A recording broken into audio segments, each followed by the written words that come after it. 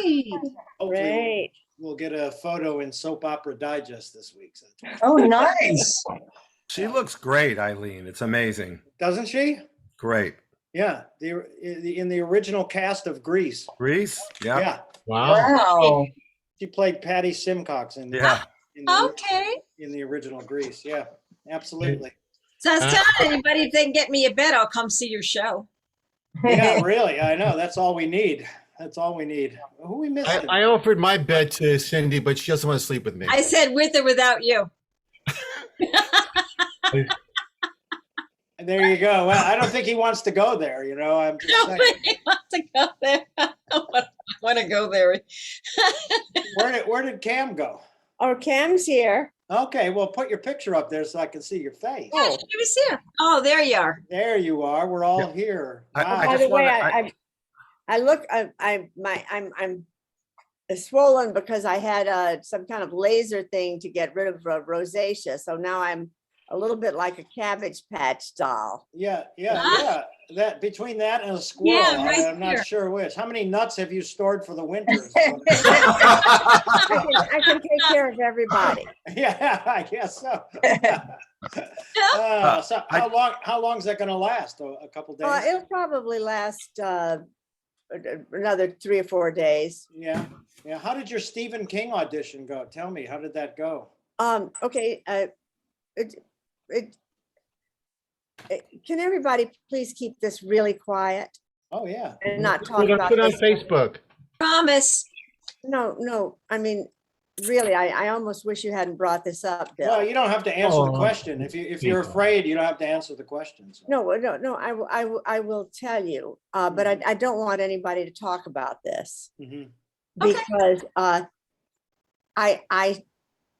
I know the actress who got it Uh-huh. because she rehearsed in order to do the show in another class I'm in, and I did not mention that I had auditioned for it, Uh-huh. and I learned a very valuable lesson. What's that? One, I cut it way back from what I did with you anyway. Oh, okay. I saw that,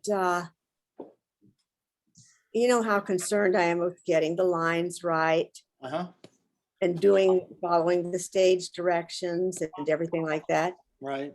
Well, she, was all over the place with the lines, was clearly reading the script, Right.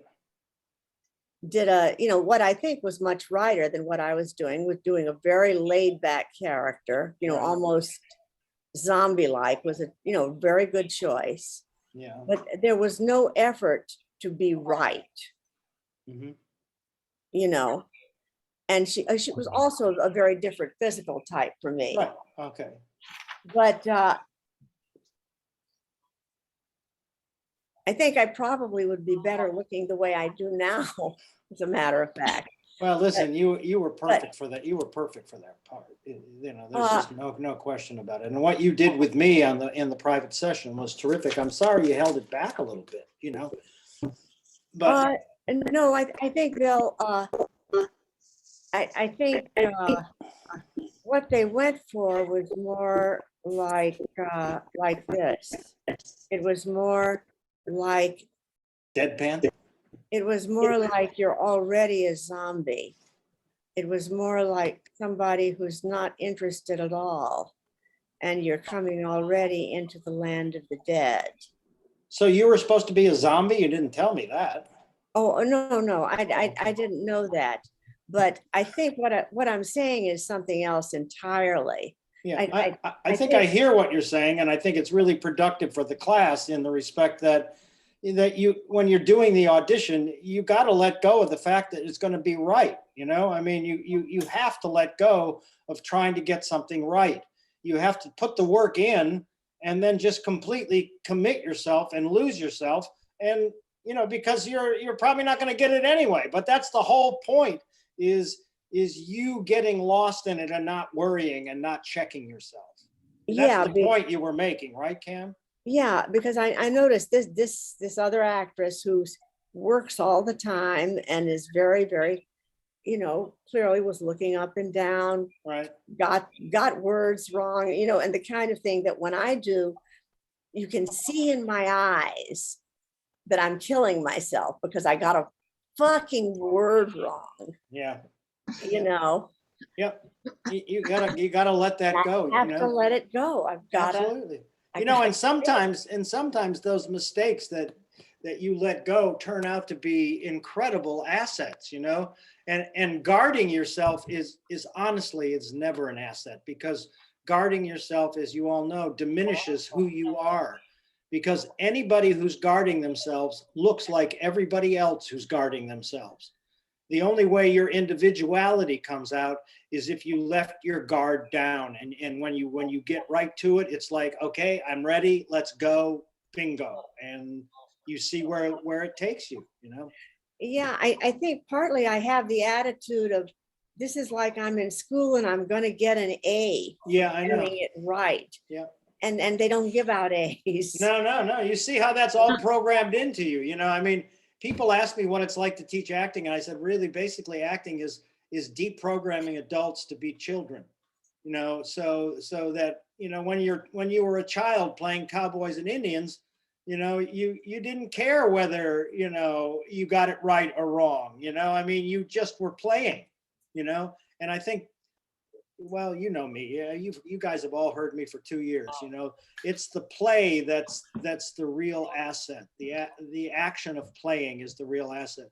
The negative aspect, the only negative thing is fearing to make the mistake.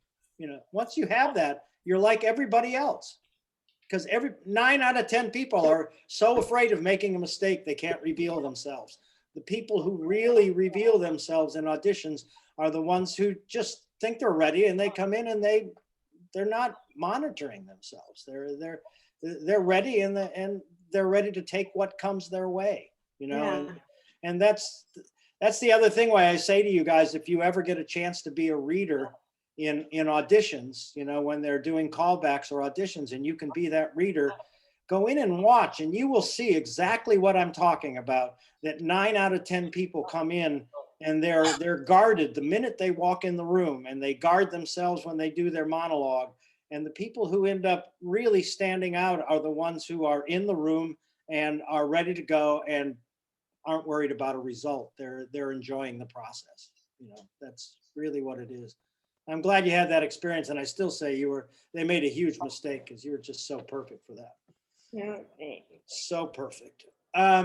Okay, good. So, well, while I got you, what are you gonna work on tonight? Tell me what. I sent a couple of things. I sent John a play that I just got, that I'm reading on Tuesday, and I sent Ange another thing that I read that I auditioned for that I didn't get. And I was gonna send, as soon as I find it, the scene that I did in the play that John directed, because I think it's good for me to tape for my agent, because it has great. an accent. Great. And I'm sorry. You said you sent me something. Did you Yes. send it today? I sent it a few minutes ago. Oh, okay, good. I was just going to say, Cam, when we get to it, I just saw the email, so you'll just have to explain the character to me and a little bit about what, that's all. Because I haven't had a chance to read it yet. Well, Okay, go ahead. Yeah, you'll be doing a cold read, right? right. Pretty Right. much. I'm a little familiar with it, but Well, that's good, and I'm sort of glad, because we can go through my theory of a cold read, John, is, if you remember correctly, is that you just have to tell it. You don't explain anything when you're doing a cold read. You just tell it like you like it's yours, like you own it. I'm telling you this.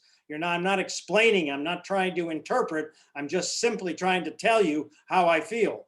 And that 9 out of 10 times is usually the right decision to make when you have no opportunity to make a decision. You know what I mean? Mhm. It's a perfect point of view to take when you're doing cold reading. So don't look at it, because I would love to see Okay. how it comes out. Yeah, absolutely. That's great. Okay, cool. What were you going to say, John? No, I'm just, Oh. no, you're saying don't look. I just wanted to know maybe a little bit about the character, a little bit Well, about yeah, I whatever. know. Yeah. Take But- one look at it. Yeah, but what I'm saying to you is the trick when you don't have time to make a lot of decisions is the Yeah. one decision you need to make is telling it, not explaining it. Yes, Don't yeah, I explain understand. anything. Yeah. It's explanation like protection just makes everything sound the same. When John, you- I said it to you because you're a great cold reader. So there you go. Huh? So already you. he's got the skill. Okay, great. So those are the two things you're going to work on. What about you, Anj? What are you up to John tonight? and I are going to do Beyond Therapy. Okay. Okay. And when Mel gets back, we'll do our scene. Okay, you're very popular tonight, John. Rob, what about you tonight? What are you up with tonight? I'm Because gonna last work on. night you told me when you were at the show that you had nothing, and I said, "Well, you got all day today. I mean, give me a break." Well, I didn't. I put in a little time with a monologue that I've done before with you. The Petruchio monologue. Thus, I have politically begun my reign. Mm-hmm. So, but I have to cheat a little bit because I don't really know it. I have to, I see what I can do with. I will be looking at the script a little bit, but that's really all I put my attention on today. I could do the monologue maybe with Leo Bloom. That's a possibility, but I haven't prepared myself really for the That's acting. okay. You mentioned it last night, and you've been busy, Yeah. and so there you go. But yeah, in terms of my play, I'm not sure where I want to go with that yet. I would love to share it with the group, but I don't want to. I want to put my attention on my acting, Yep. the acting class, not not take up my time with my writing because I'm taking the writing class with you as well. So Yeah, but- I mean, I think there will be a night when we come in when we're a little further along. I mean, I got to tell you guys, because you were here when it was sort of birthed, the idea for the whole idea for his play, when we made it a play about senior citizens instead of about two young guys and a girl. And I got to tell you, the development, he's written the whole first act is done, and we're just starting to launch the second act. And it's really coming along great. Actually, we didn't work at all while I was on hiatus in Cleveland and while I was working on this piece. And I went back and read through the whole piece last night. And he's gone back and he's tweaked it. And it's really funny. It's a really funny little play. All we got to do is figure out how to create enough chaos to finish it. So,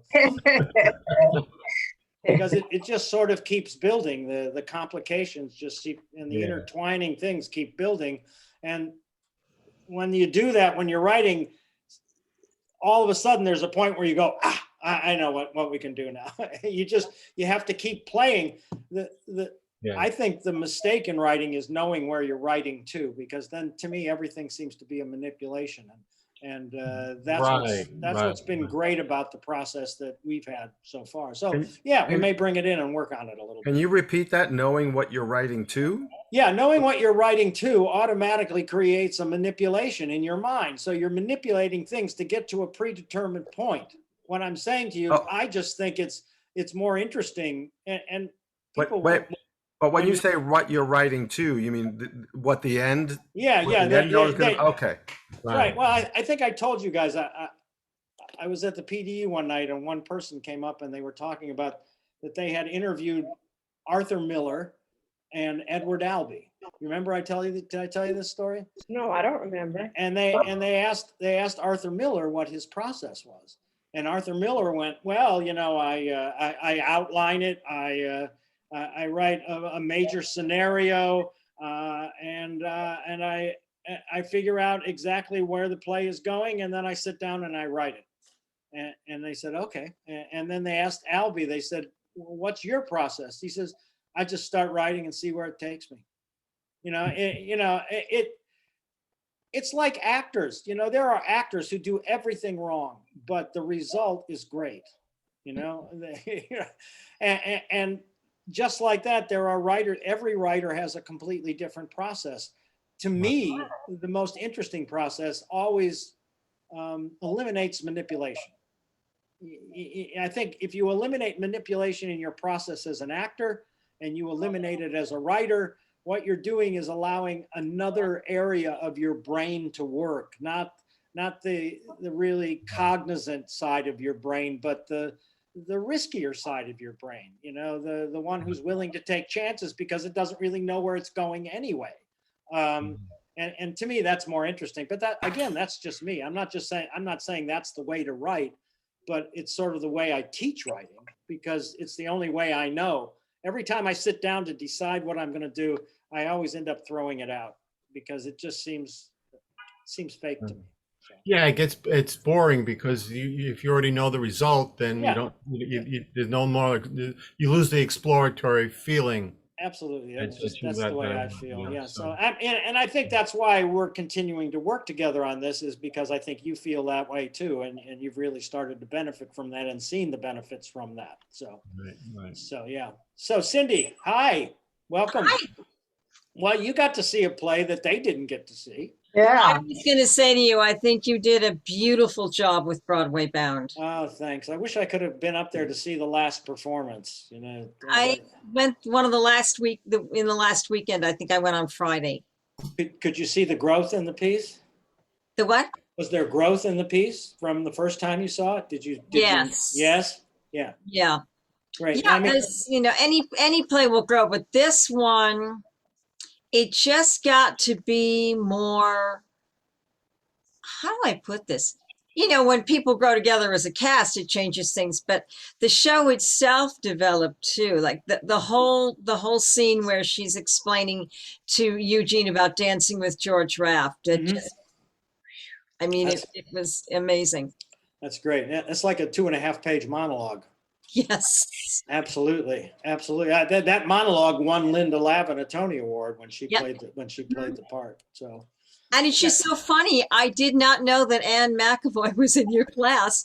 I looked at her on stage. I didn't even know it was her between the wig and the voice till I got home and opened the program. I went, oh my God. Well, no wonder Yeah. everybody loses to Annie. She's fabulous. Yeah. Well, She's a lovely lady. Yeah, she is. Well, we originally wanted to. She gave the best audition for Kate, but she's too pretty to play Kate. You think? Yeah. Yeah. Even with the makeup and a wig and whatnot? Yeah, but she just has a pretty aura about her. You know what I mean? She has that soft, pretty aura rather than, that sort of toughness that Kate has to have. You know, Kate has to have a really loving toughness under her work. So what are you going to work on tonight, Sin? Well, Vasily and I are doing DMV Tyrant. Okay. And I thought, I couldn't remember exactly what what Austin had said in terms of come back to the five and dime. You said something in the last class about how I just needed to do one thing to it, which I don't remember right now what it was. And I thought, well, if there's something still missing, I can work on that too. Okay, cool. Yeah, great. Okay. So also for you guys, I did the first live class that I've done in a year and a half in Cleveland. We did it in a studio. It was So- great. It was so wonderful to be live again. So, I want to put that in the back of our heads at a certain point, because I would love to get back into the studio live with you guys. So we'll You have to take me on a box then. yeah, I know. We're going to have to figure that all out. Okay. Good. So, Vasily, you're going to do this scene with Cindy tonight. Do you have anything else on the docket for you? Oh, Jesus Christ. I wish I had more time to think about it, but I still have some old monologues I would like to Uh-huh.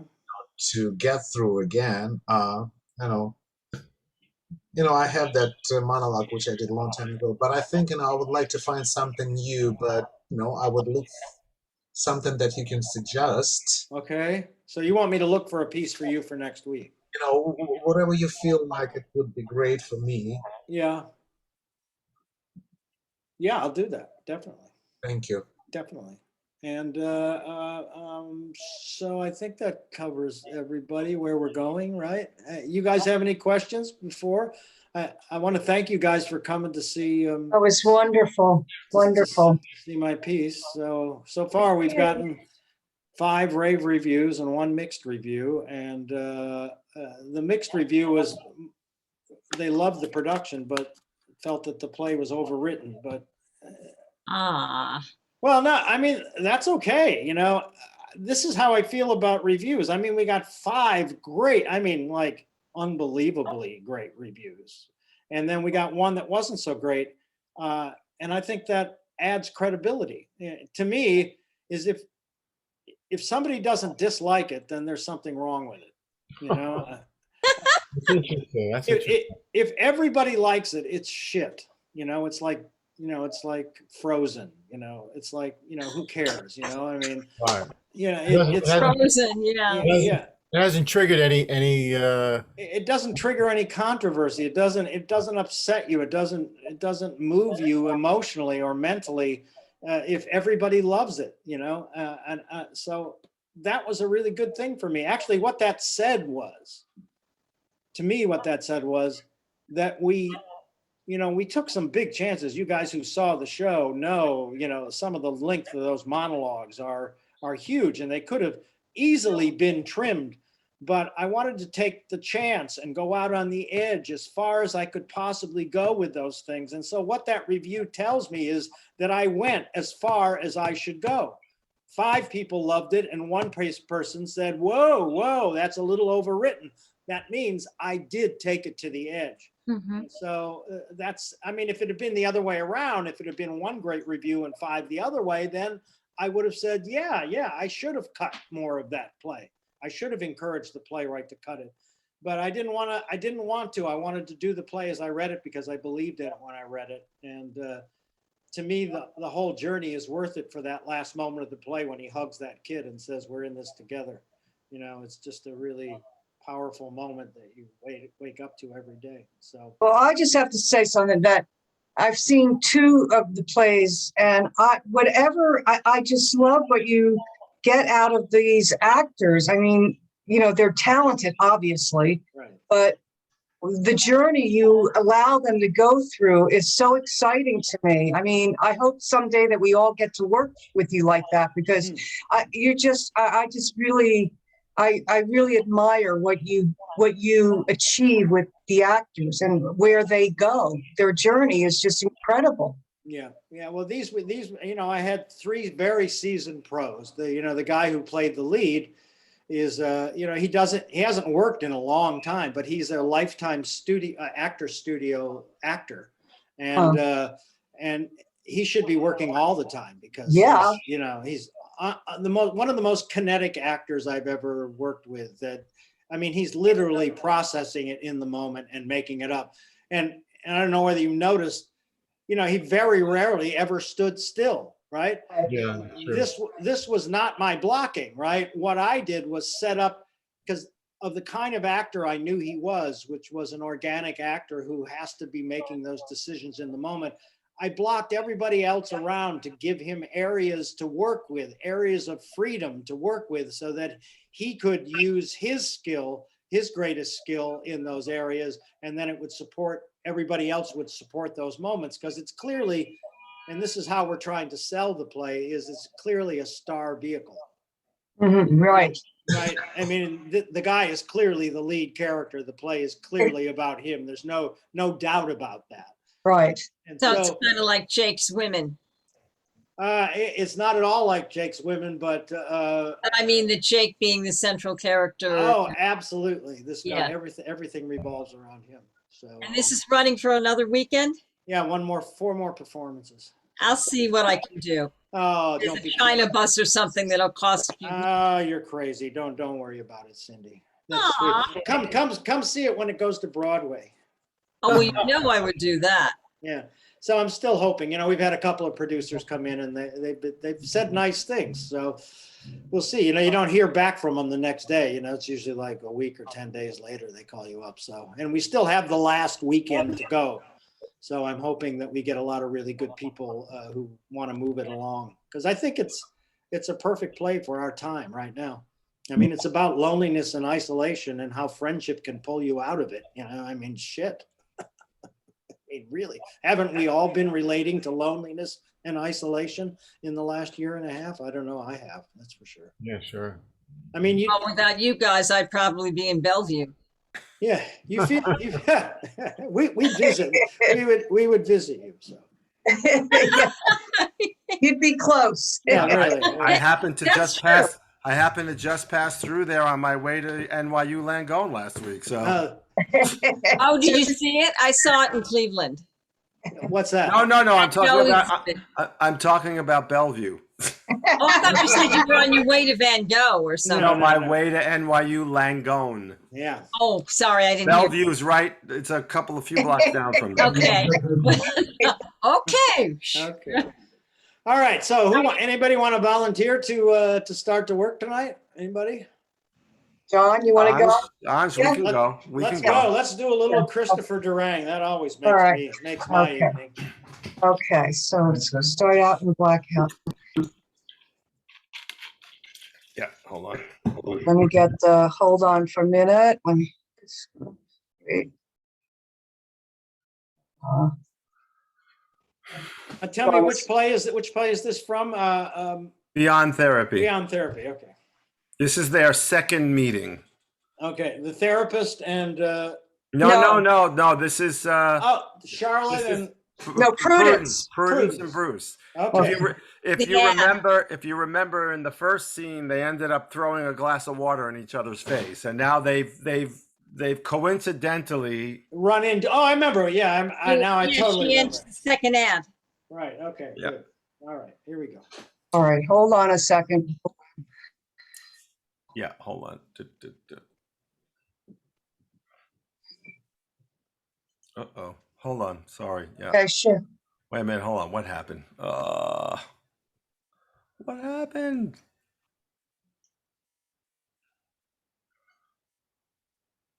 Oh God, I hate this. Okay, hold on a second. The same thing happened. This is what happened in that Zoom thing. I lost my whole screen here. Okay.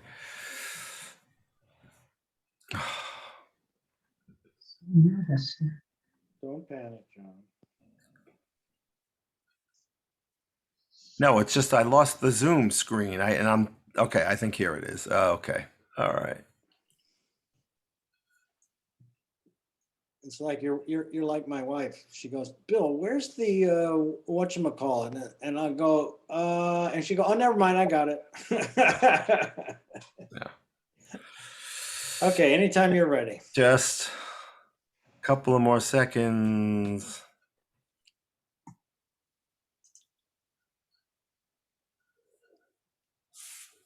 Okay.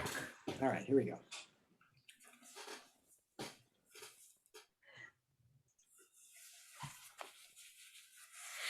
Oh, Hello again. hello. Odd coincidence. Yes. Are you meeting someone? Well, yes, I am. Me too. Are you meeting someone who answered your ad again? Yes, I am. I'm answering an ad again too. I'm embarrassed to say. Oh, never be embarrassed. We're all human. Yeah. Well, I think I'll wait over here. Excuse me.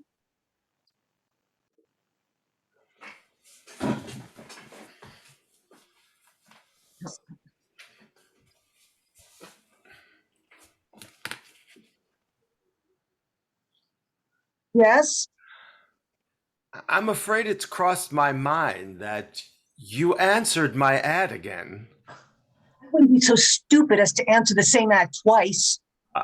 I changed my ad. I was hoping to get a different sort of a person.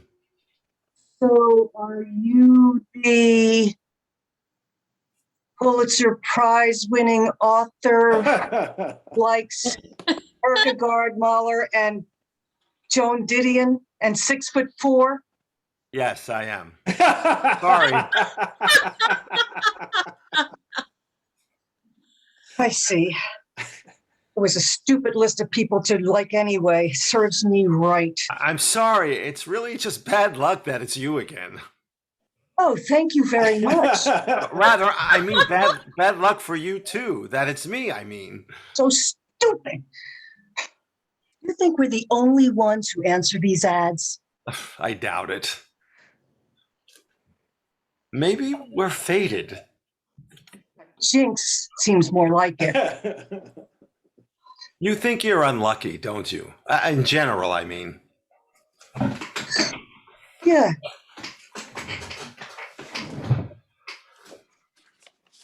You're going to sit down, are you? Well, what else should I do? Go home to Bob? Oh, yes. How is Bob? He's kind of grumpy these days. Perhaps he's having his period. I don't know much about menstruation. Tell me about it. Yes, I do feel that I am unlucky. What? In answer to your question, I mean, I'm attractive, aren't I? I mean, without being conceited, I know I'm fairly attractive. I know I would have an easy time meeting people, finding someone intelligent and nice, but oh, you're for goodness sakes. Thank you very much. Well, you're not a creep. You're more of a crackpot. You're never going to have a successful relationship if you insult people. I'm sorry. I guess I am insulting, but aren't you a crackpot? I mean, from the last time I remember you, Wee Beasley, you got some sort of male lover, and you want to take frightened children to Plato's retreat. I mean, don't you think I'm an idiot for staying at this table with you? I think you're an idiot to be so harsh on people. It must make you very lonely. Yes, it does. It makes me very lonely. I mean, do you think it's possible that I am the only sane person in the world? What's so wonderful about being sane? You must have madness, Zorba the Greek says. To whom? Sylvia Plath? You really don't like me, do you? I don't know you really. Well, no, I probably don't like you. You think I'm not masculine enough, probably, don't you? Well, I wouldn't say that. Oh, I can tell. Women always look at me and I could hear them disapproving of me because I don't swagger. The stupid John Wayne syndrome. Really, it has nothing to do with masculinity. You seem perfectly normal to me, on the surface at least. Thank you. You have lovely hair. Do I? You don't know how to accept a compliment. Oh, it's just so pretentious to stare at someone soulfully and say, you have lovely hair. I mean, do you get results from men like that? You're making fun of me. No, I'm not really. I'm just confused about this Bob. I mean, if you're living with him, why do you want to meet a woman? I want to be open to all experiences. Well, that sounds all very well, but surely you just can't turn on and off sexual preference. I don't have to turn it on or off. I prefer both sexes. Oh, I don't know. I just find that so difficult to understand. But why would I be here with you if I weren't interested in you? You might be trying to murder me or punish your mother. Or I might just be trying to reach out and touch someone. That's the slogan of Coke or Dr. Pepper, I think. The telephone company, actually. But it's a good slogan. I mean, isn't that what we're all trying to do? Reach out to another person? I mean, I put an ad in a newspaper after all, and you answered it. I know. It's very hard to meet people. I mean, I do meet people at the magazine, but they're never right. I met Sean Cassidy last week, but he's too young for me. Bob really likes Sean Cassidy. Oh, I'll have to try to set them up. Well, how come a pretty girl like you hasn't been married? What a cute question. How come a pretty girl like you hasn't been married? Oh, I was married. Right out of high school, I married this girl, Sally, I knew all through grammar school and everything. We were married for 6 years. why'd you break up? I didn't understand about bisexuality then. I thought the fact that I wanted to sleep with the man who came to read the gas meter meant that I was queer. I'm never home when they come to read the gas meter. I blame it on the nuns, really. Sisters of Mercy. I mean, they didn't tell us anything about bisexuality. They didn't? And then Sally found out that I was sleeping with the gas man and she got real angry. And I didn't know enough then to know that what I felt was perfectly normal. And that really, it's very nice if I was attracted to both my wife and to the gas man. So we took me to this very repressive psychiatrist who thought I was really sick. And he put me in the hospital and gave me a brain scan. And after that, I saw him twice a week to find out what was wrong with me. And every 2 weeks, Sally made me go see this priest who lectured me and read to me from the book of Leviticus. Oh, I don't know the book of Leviticus, really. Oh, it's a really terrific book in the Bible that says that if two men sleep together, they should be put to death. And that you shouldn't eat any animals with cloven hooves or who chew their cud. And then they have this long list of animals. Oh, and then all about how women who have their period are unclean for 7 days. And if you touch them, you have to go wash yourselves. And you can't sit down in a chair they've used or anything. It's a really good book. Well, what happened to Sally? Well, she was real mad at me, I guess. So she fell in love with the manager at the A&P and we got a divorce. So then I came to New York and I got a better therapist who made me see that what I felt was perfectly fine. And I've really been much happier. Although Sally still hates me. Oh, What about you? what? What about your life? Well, I haven't been married. I could have married this high school basketball player boyfriend that I had in high school, Paul Renard. My mother wanted me to marry him. He was very tall. He drank a lot of milk, and he wore sweat socks. And then we went off to the same college, and we were sort of engaged. Well, nobody else asked me. My mother thought it was a good idea. But then after being engaged for a year, I realized I really didn't want to marry him. So I kept thinking, I need to break it off, but I just couldn't. Why not? Well, I didn't want to hurt his feelings. I was afraid he'd realize how much I didn't want to marry him.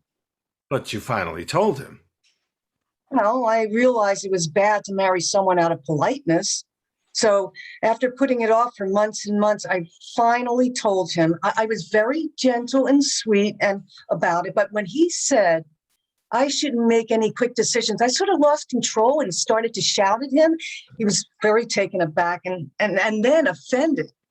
He said he was going to join the seminary, but that was silly because I don't think Unitarians have monasteries. But in any case, I wasn't going to have to be Mrs. Paul Renard. Thank goodness. Have you ever seen a therapist? Yeah, I'm seeing one now. Oh, I'm glad.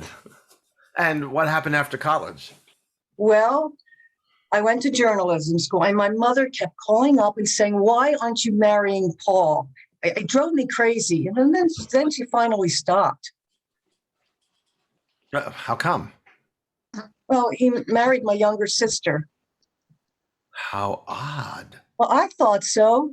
I mean, no reason why he shouldn't. I didn't want to marry him. They have 2.8 children. She's pregnant. Oh. Well, who else did you go out with? Well, for a while, I was afraid to go out with anyone more than 2 times. I was afraid I'd have to marry them. So I never saw anyone for long. But I realized I was getting silly and that you didn't have to marry anyone you didn't want to, or unless you went out with them 4 times. Well, what else? Then I came to New York and I don't want to go on. And I lived happily ever after. Has there been anyone serious? I have 2 cats. Serious. Let's see. Well, my boss at Newsweek, that was serious. He was married and he couldn't get a divorce because his wife was hopelessly insane, like in Jane Eyre. I should have known better. She wasn't insane. She was in the Bahamas. It took me several months to break that off. I was afraid he'd fire me. So finally, I just quit and I went to work for Time. And then at Time, I met Howard, who seemed sweet, but turned out to be a lunatic. How a lunatic. Well, he was a twin and he started to think he was his brother. And then when his brother would come over, he didn't know who he was. So after that, I kind of gave up trying to relationships for a while and I went to work for people. You shouldn't be so afraid of trying. You never met Howard. Oh, I did have one pretty good relationship. Oh, I'm glad. Oh, thank you. About a year and a half ago, I lived for 6 months with this aging preppy named Michael. I'm an aging preppy. Yes, I know. Michael was a lawyer and he was very smart and he was very nice. And I don't know why I could have been happy with him, but I don't know why I wasn't. And he was slightly allergic to my cats, which I saw that as a sign of a bad omen. So I broke it off. And you haven't gone out with anyone since? Well, I do go out with people, but it never seems to work out. I bet you're too hard on them. I bet the second night you decide they're dull or a lunatic, and then you just give up on them. Well, I guess I do sound judgmental, but why shouldn't I be? I mean, should I pretend someone is wonderful if I think they're stupid and crazy? Well, no, but it sounds like you judge everybody too quickly. Well, perhaps. But how many nights would you give David Berkowitz? You went out with David Berkowitz? No, it was a rhetorical question. But don't you want to get married? Oh, I have no idea. It's so confusing. I know when I was a little girl, $1 Million Movie showed this film called Every Girl Should Be Married every night for 7 days. It was this dumb comedy about this girl played by Betsy Drake, who wants to be married to this guy played by Cary Grant, she sees in a drugstore. She sees him for 2 minutes and she wants to have his babies and live with him. But he finds her obnoxious and he tells her so. But then for the whole rest of the movie, she chases and chases after him. And then at the end, he says, okay, I give in. You're adorable. And then they get married. Well, it was a comedy. And what confused me further was that the actress, Betty Drake, did in fact marry Cary Grant in real life. Of course, it didn't last, and he married several other women. And then later, Diane Cannon said he was insane and took LSD. And so maybe one wouldn't want to be married to Cary Grant. But if it's no good being married to Cary Grant, who is it good to be married to? I don't know. Neither do I. Well, you should give things time. First impressions can be wrong. And maybe Diane Cannon was the problem. Maybe anyone married to her would take LSD. Maybe Cary Grant is still terrific. Oh, well, I don't want to talk about movie stars anymore. No, you're right. What do you do for a living? I never asked you. I sell mutual bonds. Would you like to buy some? No. I don't really understand about mutual bonds, but please don't explain them to me now. I don't want to know. You're so afraid of things. I feel this overwhelming urge to help you. We can look into the abyss together. Please, don't keep saying pretentious things. I'll break out in a rash. You're right. I guess I am pretentious. Well, really, I'm too hard on people. No, you're probably right to dislike me. Sally hates me. I mean, sometimes I hear myself and I understand why no one likes me. Please don't be so hard on yourself on my account. Everyone's stupid, so you're just like everyone else. I'm sorry. That sounded terrible. I'm stupid too. We're all stupid. It's human to be stupid. There's a somebody I'm longing, da da da da da da da da dum. Someone to watch over. I didn't realize you were stopping. Sorry, I didn't realize you were starting. It's a pretty song. Yes, it is a pretty song. Well, I guess it is. I like you. Do you? You still don't know how to accept a compliment. Well, Just say thank you. Really, just say thank you. very well.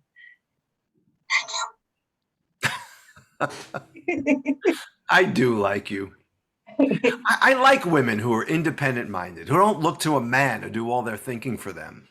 I like women who are persons. Oh, well, you sound like you were coached by Betty Friedan, but otherwise, that's a nice sentiment.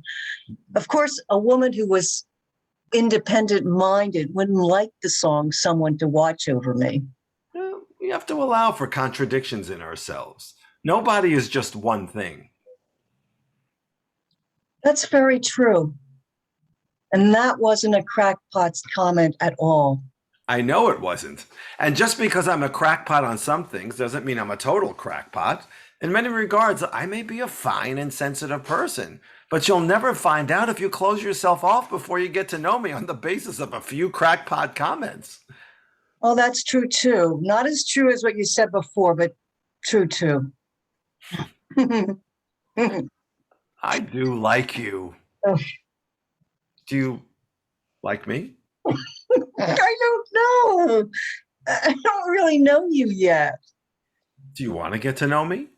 I don't know. Oh, maybe I shouldn't. I mean, we did meet through a personal ad, and you don't have a Pulitzer Prize winning. I have a membership at the New York Health and Racket Club.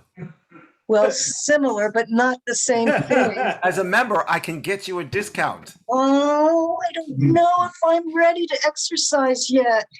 I'm thinking about it. I'm still cautious still. We're getting on, aren't we? Well, yeah, in a way. Do you think maybe they don't have waiters in this restaurant? Maybe they're on strike.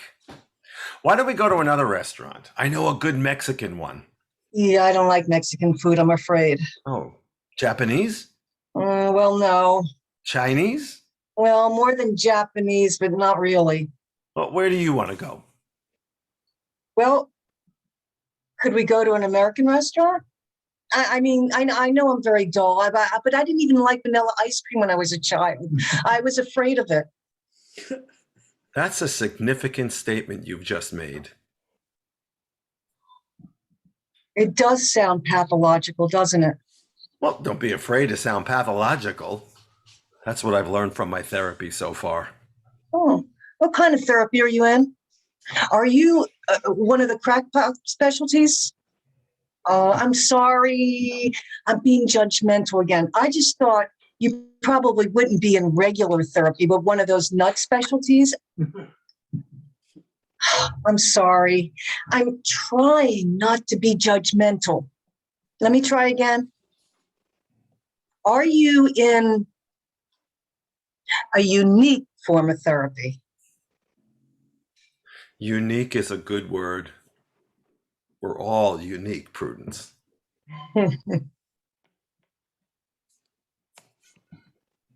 Cool, guys. Wow. That's a scene. I mean, that's a great scene. God. Really, you guys have spent some time on this, right? Mhm. Yep, we've been rehearsing. It Yep. really shows. I don't, Come on back, everybody. Yeah, I mean, you can see the work that they've done on it, right? You know, very believable all the way through. Both Anj and John, some of the best decisions that I've ever seen you guys make out of the gate. You know what I mean? Really? Yeah, absolutely.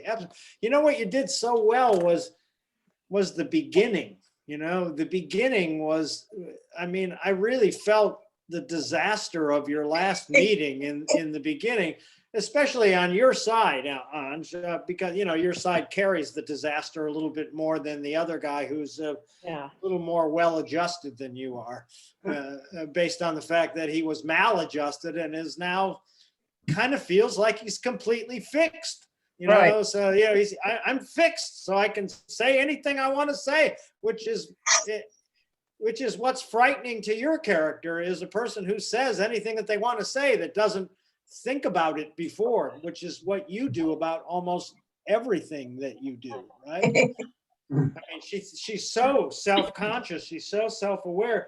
I mean, all the way, even when you get to the end of the scene, right? I wrote this down. Even when you get to the scene, you have that line, "Oh my God, that does sound pathological, doesn't it?" In other words, all of a sudden, you're completely reversed back to yourself because it's so much a part of you. And this is at the end of the scene when the two of you have really sort of unconsciously connected, you know? Yeah. Yeah.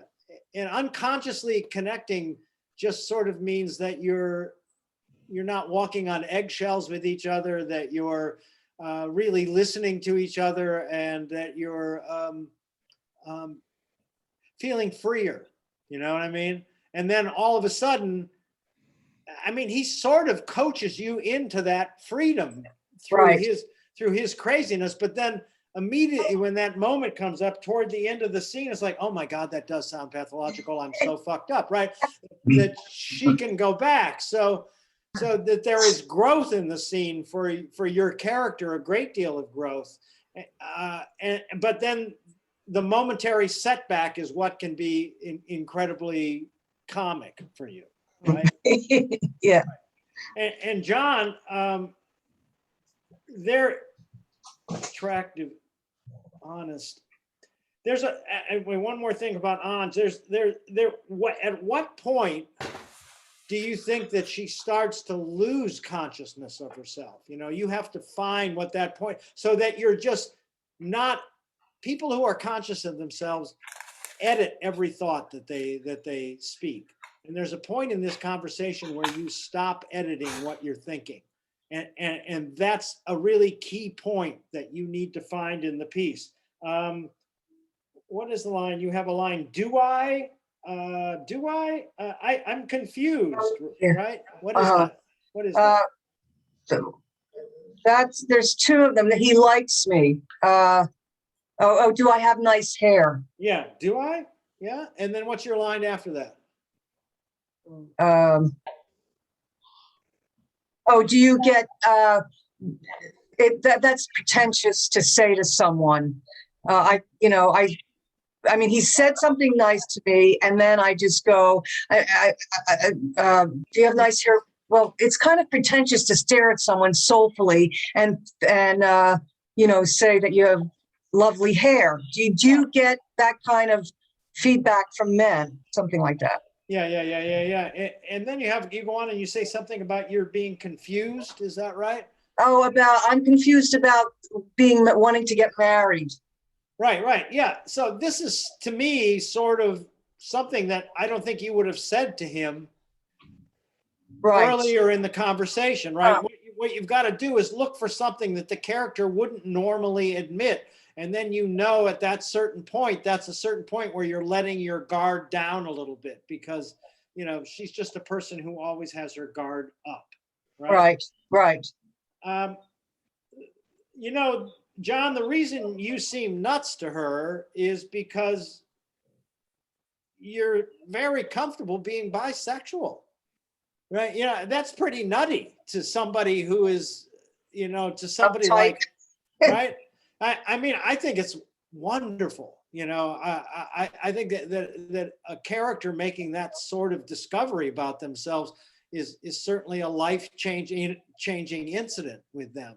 And so the great part about this scene is there's not much of a change that goes on with you in this scene, John, is because you are comfortable with yourself when you start it, right? What about you connecting to him? I'm missing, what is it? Come together. What about you? What about you? When he asks me, About what, her life, and what's happened in her life. Yeah. And what's that coming? What's just right before it? That's my whole story about Sally and the marriage and the therapy and the book of Leviticus and all of that. Yeah.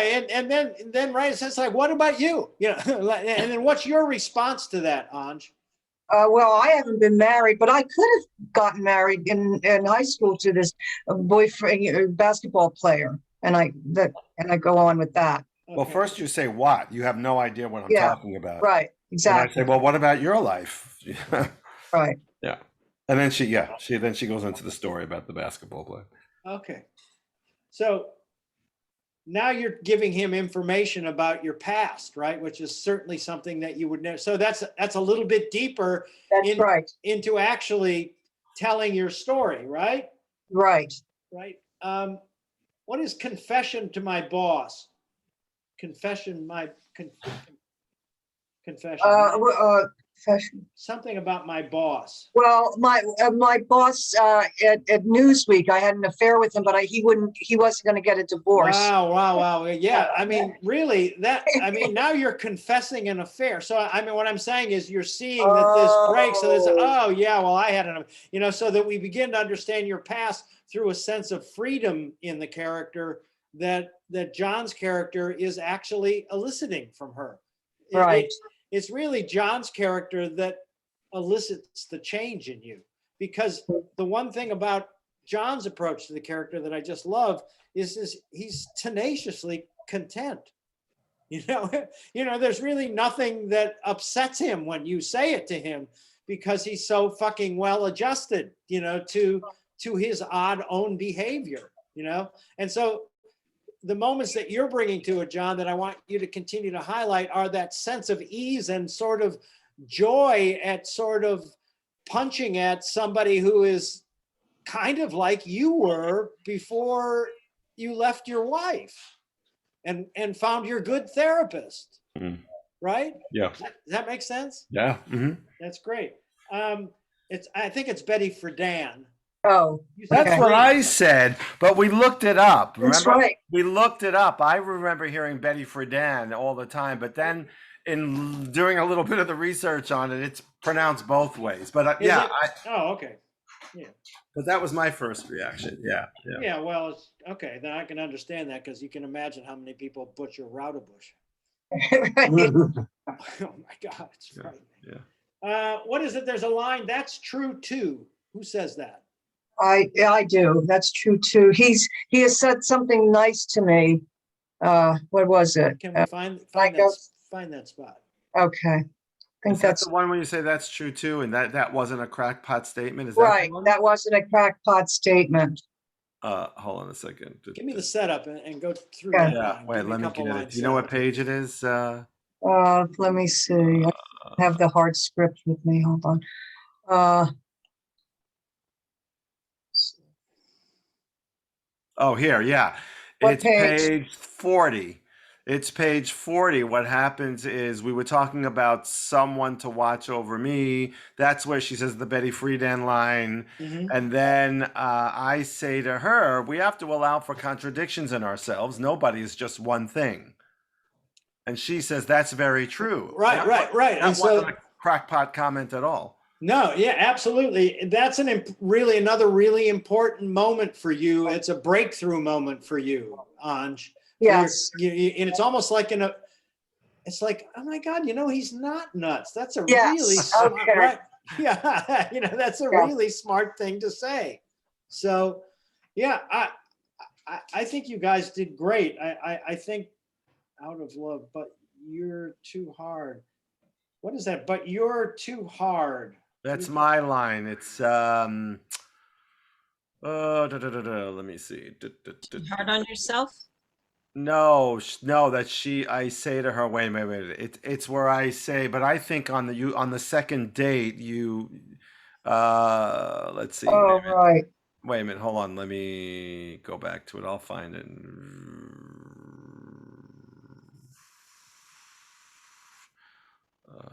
Before Betty for Dan. Yeah. At page here. 36, I Yeah, think. I bet. So she says, "Well, because I say, and you haven't gone out with anyone since? Since she says, well, I do go out with people, but it never seems to work out. And I say, I bet you're too hard on them. I bet the second night you decide they're dull or a lunatic, and then you just give up on them." Great. Is that the line you're talking about? Yes, it is. Yeah. So what I want you to do is to take that line find that line from your own personal experience. Like that's who you used to be as well. So it's another discovery that you're making about yourself that brings you closer to help this character. Because it really seems, then there's almost an urgency to want to help her because it's almost like I'm talking to who I used to be. What's that line? There's nothing, what do they say? There's nothing like a reformed whore. Did you ever hear that line? No, I haven't. Tell me, Dave. What's the backside of that? Well, that's I remember years and years ago, there was a guy that I worked with in a theater company, and a former smoker was telling him, who stopped smoking, was trying to get him to stop smoking. And he said, there's nothing like a reformed whore, meaning somebody who was a prostitute, and now they're trying to convert you and make you a better human being. Yeah. Well, actually, the better analogy, because that more people can understand, is a reformed smoker. Yeah. We all. I totally agree with you that. Because now he's been through his therapy, and now he wants to help everybody. Right. Yeah. I see people smoking on the street now, and I used to smoke like 2 packs a day. And I see them smoking now, and I can't believe it. I just can't believe you're doing that, and I realized that back then, what I was trying to do, I was slowly trying to kill myself. I was so unhappy that I didn't have the courage to just kill myself. So let me do it slow. Let me know that I'm working on it. I think that's a lot of what smoking is about for people, is that knowledge that they're doing something that hurts them a little bit. And so they know, because they're too scared to make the big jump. Right. Yeah, I have the same reaction, Bill, when I see people smoking in this, after everything we know about that. Yeah. And then I have a friend who'll say, oh, well, with all the shit in the air that I'm breathing, it's worse than the smoke. I'm like, all right, so keep pumping more shit into your lungs. Right. That's a good justification. Right. Well, I've been smoking pot for 50 years, so, I'll never stop doing that. So it's so it's just a bunch, but I do believe that if I hadn't stopped smoking in 1983, we would not be having this meeting tonight, clearly, because it would have been the end. Anyway, a friend of mine that says cigarettes are a drug, but pot is a plant. Yeah. Okay. There you go. Well, isn't tobacco a plant? Yeah, it is. Yeah. True. Whatever. Anyway. Okay. Listen, I think it's a great scene you guys got. And I'm so pleased with how you started it out and what you did with it. The only work that I think both of you need to do is Anj is finding that particular point and then starting to really roll with whatever his crazy comment is, and then all of a sudden something comes up like that. Oh my God, that does sound pathological. That little bit of self-awareness comes back, but if you're past the point where you've connected with him, he can heal it easier. Right? Right. Right. Okay. That's great. Do you guys have any questions? I mean, I think it's a terrific scene for both of you. And I think it's very close to, performance ready, and John, I got to say, you read that, right? You were reading that, right? Well, I know a big chunk of the it. big monologue. I know a big chunk of it, and I've been learning the lines, but I didn't get them. Yeah, I was checking out the script. Yeah. And Anj, you're off almost all the way, right? No. Yeah, you guys did great, because usually I've been more adept at picking up. But because we've been rehearsing, we know it really well. So, it was easy, and I had to look at it once in a while. Great. But I'm 3/4 done. Great. Well, I would continue to do that because I would love to see this scene played out from memory. Yeah. Because Okay. because you guys know that you can do a really good scene reading it, but you can't do it like we process it in Shadowbox, Right. when Right. everybody, I mean, there's a difference, Oh, yeah. and that's the difference that I want both of you to feel in what you're doing with the piece. But it's great. I'm so proud of you. You guys, all of you, you're doing so good. Thank you. Okay. Thank you. Thank you, John. Thank you. So let's go to Cam. Cam, who are you working with tonight? I'm working with John. Oh, well, then I'm going to skip you first because I want to give John a break and then we'll come back to you. So somebody who's And not. also I sent the script also to Ange because there are 2 other characters in it. Okay, so I'm going to skip you because they both just worked and I'm going to come back to you next time. Okay. So let's go to Cindy and Vasily. All right. Okay. Well, we're not memorized. Okay, well, I know. And I just want you to realize that, because of what we're trying to accomplish in the class, right, is what we're trying to do is to take the ultimate risk. Mhm. And what you're doing is eliminating what I can teach you the best by not getting off the book, because you can't really take that chance, because there's nothing to risk. You got it right in front of you. Right? So it's always about the risk and putting yourself in that risky situation. Let's go through it and see how it looks tonight. But again, I want to encourage all of you, when you start working on these things, that you're committed to wanting to finish them off book so that we can really see what's going to happen. Yeah. Okay, cool. All right, let's click off and watch this scene, see what we got.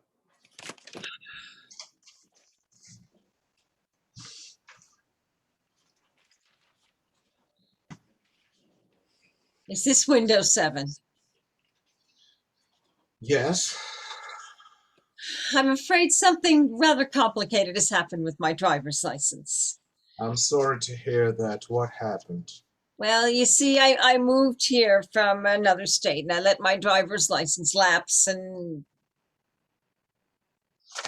should I wait till you finish? I don't think so. It's a very long book.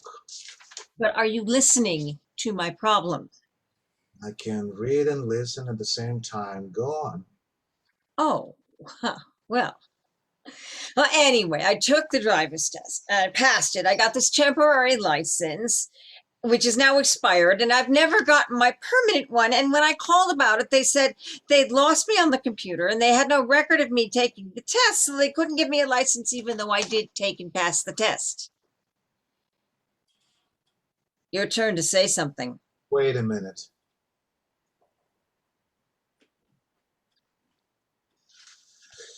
I wanted to finish the paragraph now. What seems to be the problem in one sentence? I haven't received my driver's license. Let me see if you're on a computer. I'm not on the computer. Your name? I'm not there. How do you spell that? I'm not on the computer. I went to window 3. They told me there was no record of me on the computer. I'm not a Windows 3. I'm a Windows 7, and I need to know your name. Janice Agnes. Okay. Is that A as an odd word, G as in a Geisenheit, N as in a non-poop, E is an extruding, S in a Zelsa water, pause, J as in a Jupiter, A as an Agnes, N as in Nancy, I as in ignoramus, and S as in a slow lingering death? Yes. Well, you're not on the computer. I told you I wasn't. Fine, I will give you an award at the end of the day. How else may I help you?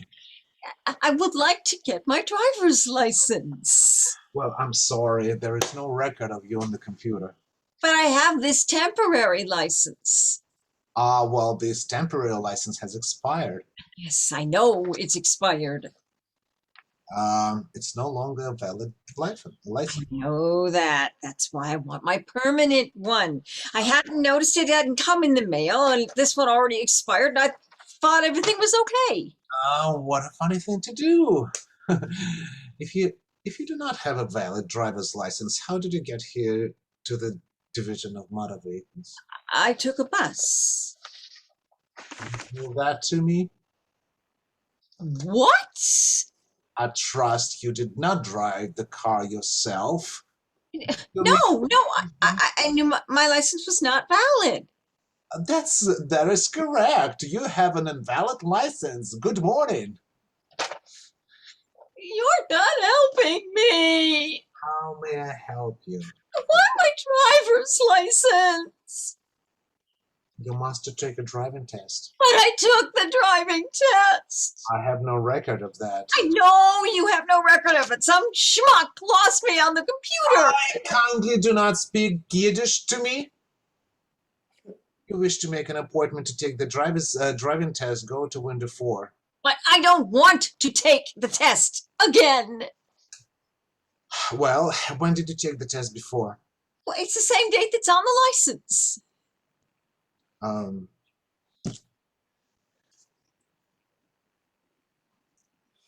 February 3, 1894. The Division of Motor Vehicles did not exist in 1894. Oh, let me see that. Oh, okay, it's a typo. It's clearly meant to be 1994.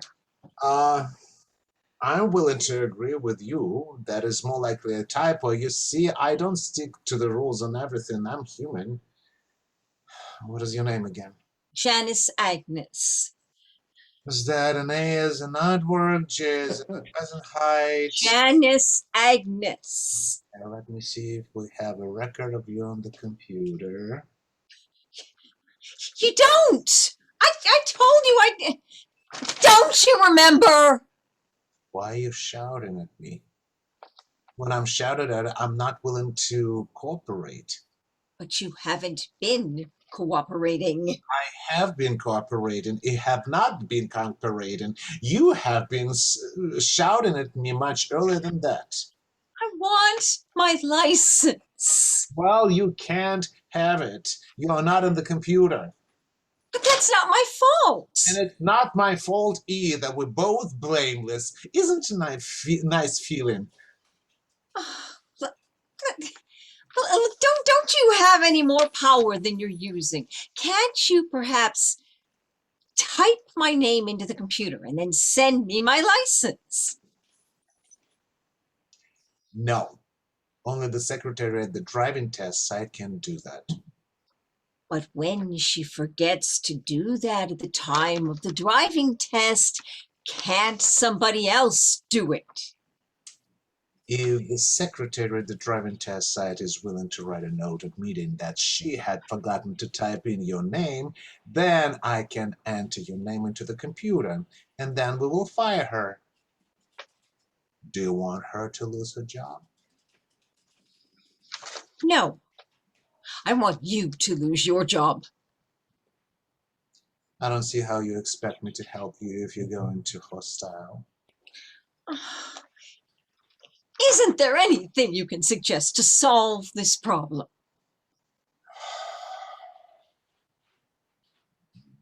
Well, if you could relieve the initial driving test when it was finished, you could ask to merge the secretary type in your name and your test result into the computer.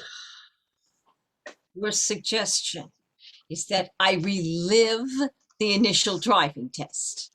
It is a hypothetical suggestion, I admit, but it is the limit of what I can think of to assist you. Can I see your supervisor, please? My supervisor is shredding documents in the other room and cannot be disturbed. Look into my eyes. I want you to tell me what to do to solve this problem, and I want you to tell me right now. Move out of New York. That's a good suggestion. Thank you. That's nice.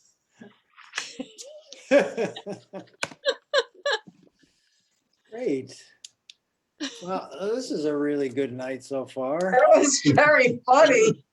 Really. I felt your Bio's nice. frustration.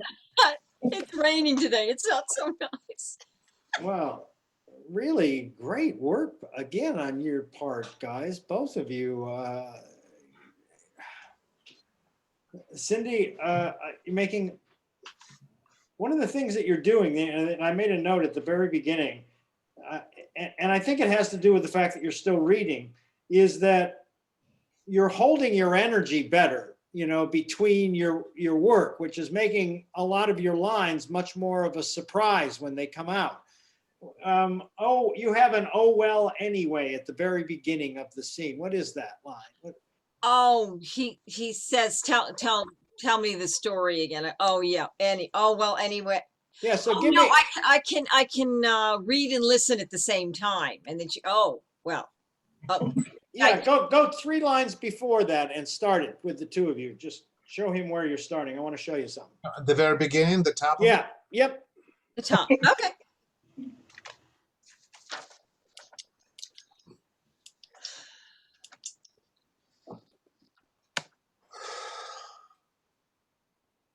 Is this Windows 7? Yes. I'm afraid something rather complicated has happened with my driver's license. I'm sorry to hear that. What happened? Well, you see, I moved from another state and I let my driver's license lapse. And should I wait till you finish? I don't think so. It's a long book. But are you listening to my problem? I can read and listen at the same time. Go on. Oh, well. Oh, anyway, I took the driver's Good. again. That's the "oh well anyway" I was talking about. And what happened is that you were in really a great emotional place. You can all see that, right? And then that place was broken when she had to look down and look at the line and then come back to it. That's exactly, you know, so that's why I want you guys to learn it so bad, is so that you can hold on to energy, because when you drop back to look at the line, it changes the dynamic of the energy, right? But I was thinking it was like what do you call it? A back step, because he thinks he can do this at the same. Wow. Okay. Well, all right, fine. This is what happened. Right, but what I'm saying to you is that that's sort of your first beat in the piece, right? You're coming after having been, so you're a little window exhausted, right? Yeah. And I think you're making the right decision at this window, because you want a positive result from this window. You're making a really polite thing, but you're bringing the experience of many other windows with you, right? And so what I'm saying is, when you say something to him, you're focusing on watching him really closely. Oh, well, anyway, you know, so that you're hanging on to that, and that's what's forwarding the piece. And what happened was that you'd hang on to it, and then you'd go, oh, well, anyway. And it was that little thing that broke the truthful momentum that you were in, which again, I have to say, it was very truthful all the way through. But those are the little tells that I can see that make the difference in why you can't connect everything to it. Okay. Okay. I'm not on a computer. I'm not on a computer. I'm not on the computer. I'm not. Can you say that? Can you just say, I'm not on the fucking computer? Would you just say that? I'm not on the fucking computer. Good. Yeah. So now just, again, all you got to do is, I mean, you're absolutely fucking sure of that. Okay. So that it's not, I'm not on the computer. It's, I'm not on the computer. I've been through this at every other window. Okay. That's the one common experience I have at every other window, is they've all told me I'm not on the computer. I'm clearly aware of that now. Right. Yeah. Okay. Yeah. That's what I did. Yeah. So now, Vasily, there you are. There's a point where you accuse her of coming to the place, driving illegally to the place because she didn't have a license, right? So your point of view at the very beginning is you've had a lot of customers. You haven't gotten a chance to get through your book yet today because the customers have just been getting in your way one after the other, right? And you play that beat very nicely at the beginning. I love it. It's very natural. It's really right. But there's a point when you accuse her that it no longer becomes something that's casual for you. It becomes something that becomes a little bit of a mission for you. Right. Right? Which is completely different from what you've just been. And I want to see what happens once you start accusing her of doing that. I want you to take that energy of accusation and trying to catch her at what she's doing wrong. Because basically, she's coming to tell you what all of you are doing wrong. But now you find out she's driven here illegally. Okay, now you're really in the wrong place and you're in really deep shit. Your attitude needs to change. Your point of view needs to change, right? That's a big point for you, right? Right. My first thought was, I took a bus. Go register to take. How's she going to take the test? She has nothing to drive unless Right. they have cars there. Right. Right. Yeah. Yeah. So, Cindy, when you say you're not helping me, right? And we gave you that adjustment, right? What I want you to do is I want you to feel that sense of complete loss before you speak. In Okay. other words, it was technically there, right? It was like, okay, this is where I'm supposed to be empathetic and sort of break down. And it felt manufactured. It felt like that's what I'm supposed to do there. And I think it's really important for you to feel free to take as much time as you need to make that adjustment as opposed to making it on the spot. You know what I'm saying? I'm talking about speaking the line. I'm talking about feeling the nobody, not you, not the window before, not the window before, not the window before. And I want you to feel that history before you speak that line. As opposed to taking too much time in terms of keeping the pace going. Because Yeah. Because listen, it's interesting, especially on Zoom, right? Because we're all so close to each other and it's such a close-up. As long as your mind is active, it doesn't wreck the pacing of the scene. An internal activity is just as effective as an external activity. As long as you're in a close-up situation, which you are here, we're inside of you. So don't feel that it has to sort of technically, comically come right at that particular point. I want to see what happens because it's very truthful. The honesty of that situation is we've all been in this situation. Every one of us have, haven't we? I mean, we've all met some service worker who is not servicing us. I mean, we've all been through that, right?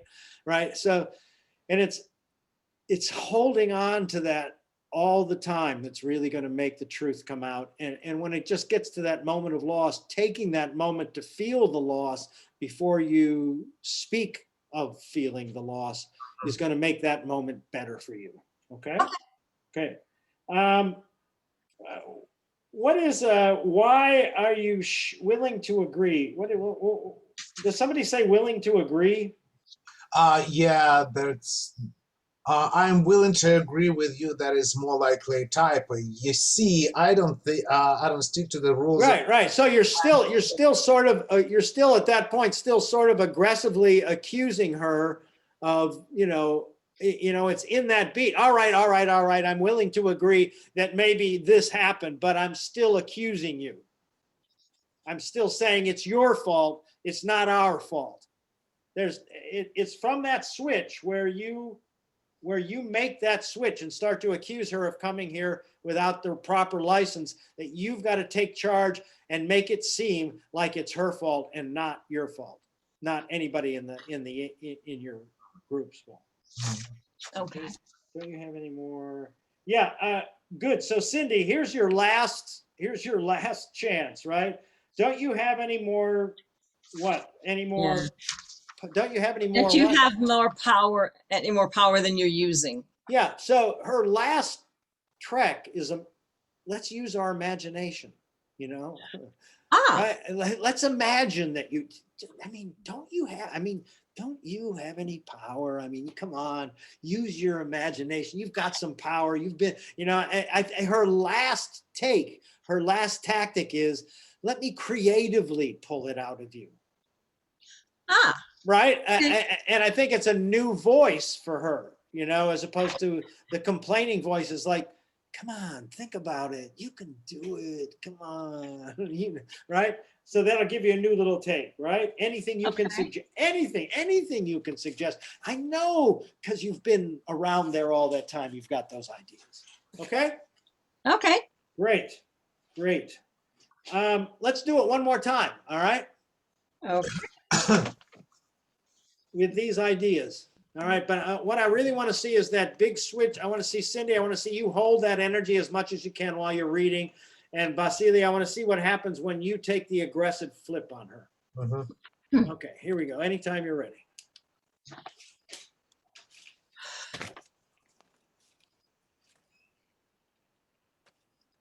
This is Windows 7. Yes. I am afraid something rather complicated has happened with my driver's license. I'm sorry to hear that. What happened? Well, you see, I moved here from another state and I let my license lapse. And Yes. should I wait till you finish? I don't think so. It's a long book. But are you listening to my problem? I can read and listen at the same time. Go on.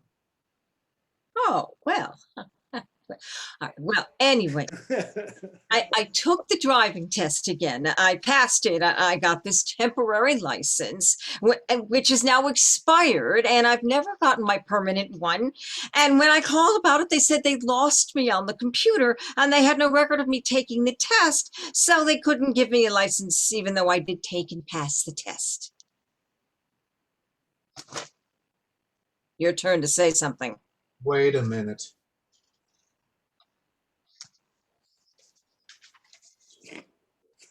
I wanted to finish the paragraph. Now, what seems to be the matter in one sentence?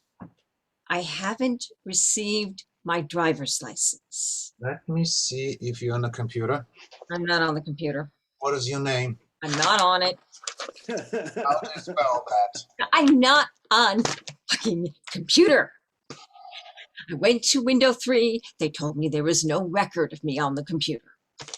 I'm not Windows 3, I'm Windows 7. And I need to know your name.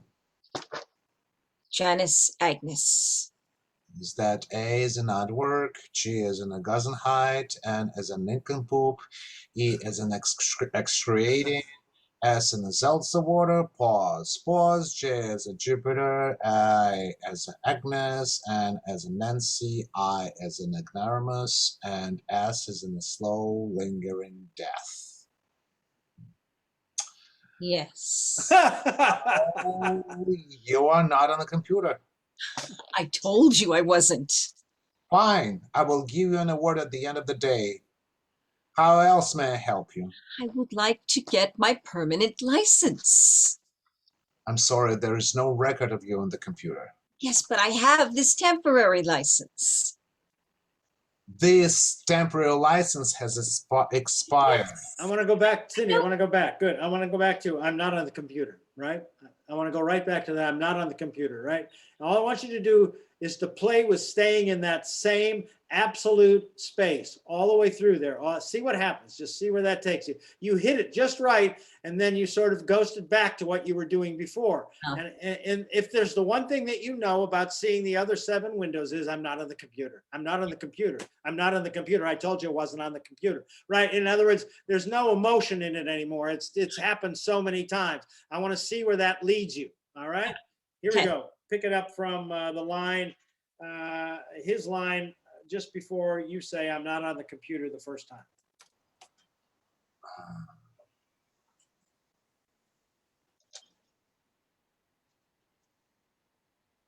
It's bottom of the first page.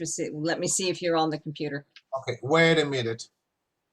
I wanted to finish the paragraph. Now, what seems to be the problem in one sentence? I haven't received my driver's license. Let me see if you're on a computer. I'm not on the computer. What is your name? I'm not on it. How do you spell that? I'm not on the computer. I went to window 3 and they told me there was no record of me on the computer. I'm not Windows 3, I'm Windows 7. And I need to know your name. Janice Agnes. Is that A is an aardvark, G is a Geisenheit, N is a nincompoop, E is an excruating, S as in the seltzer water, pause, J is in Jupiter, A is in Agnes, N as in Nancy, I as in Ignoramus, and S as in the slow lingering death. Yes. Well, you're not on the computer. I told you I wasn't. Yeah, see, that's not, I told you I wasn't. See, same thing, right? I told you I wasn't. Good, yeah, keep going. Okay. You see how that, you see that difference, Cindy? If you Yeah. hold that and then say, I told you I wasn't. I mean, we haven't come anywhere. We haven't moved anywhere. Now say that I told you I wasn't, and Vasily, pick it up, go. Okay, well, you're not on the computer. I told you I wasn't. Fine, I will give you an award at the end of the day. How else may I help you? I would like to get my permanent license. I'm sorry, there's no record of you on the computer. Yes, but I have this temporary license. This temporary license has expired. Yes, I know it's expired. No longer a valid license. I know that. That's why I want my permanent license. I hadn't noticed it hadn't come in the mail until this one had already expired, and I figured everything was all right.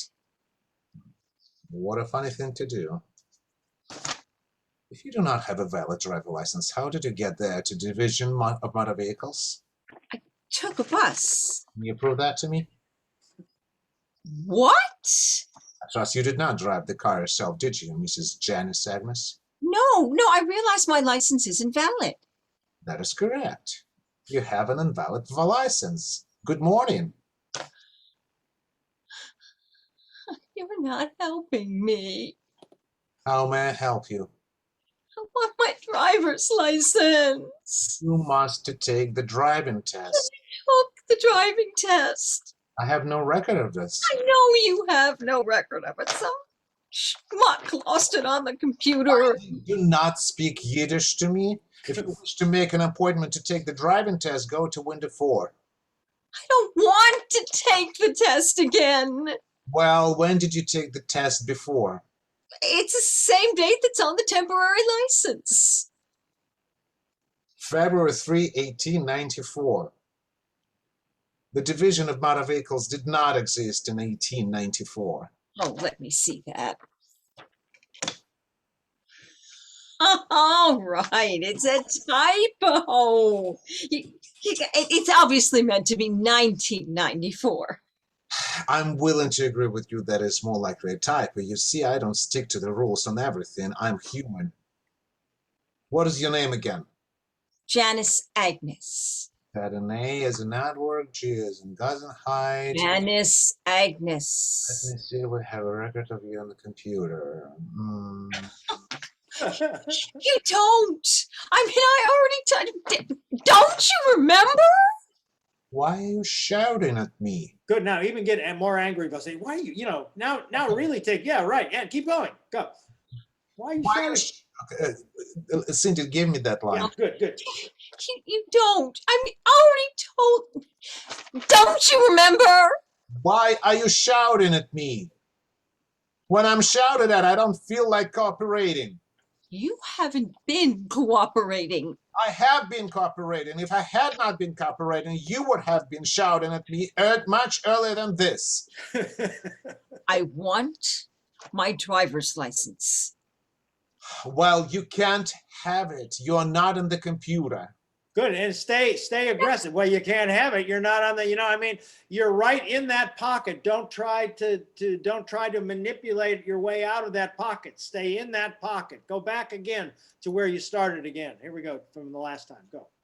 Stay in that pocket. It was great. Go. Back to where? But you have like couple from the bottom of page 3. Let's go from there. Okay. You don't. I told you I didn't. I don't. Let's stop. Oh, okay. Mhm.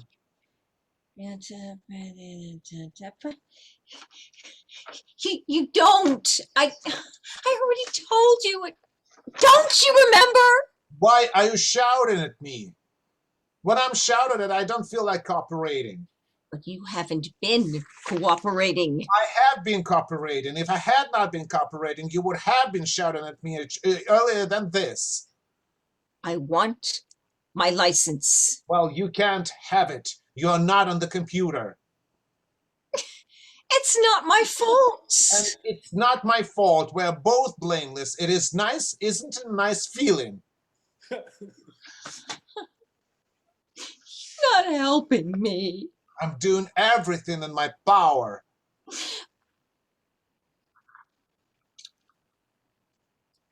But don't you have more power than you're using? I mean, can't you, for instance, type me into the computer and then send me my license? No. Only the secretary at the driving test site can do that. But when she forgets to do that at the time of the driving test, can't someone else do it then? If the secretary at the driving test site is willing to write a note admitting that she had forgotten to type in your name, then I can enter your name into the computer, and then we will fire her. Do you want her to lose her job? No. I want you to lose your job. I don't see how you can expect me to help you if you're going to be hostile. Isn't there anything that you can do to help solve the problem?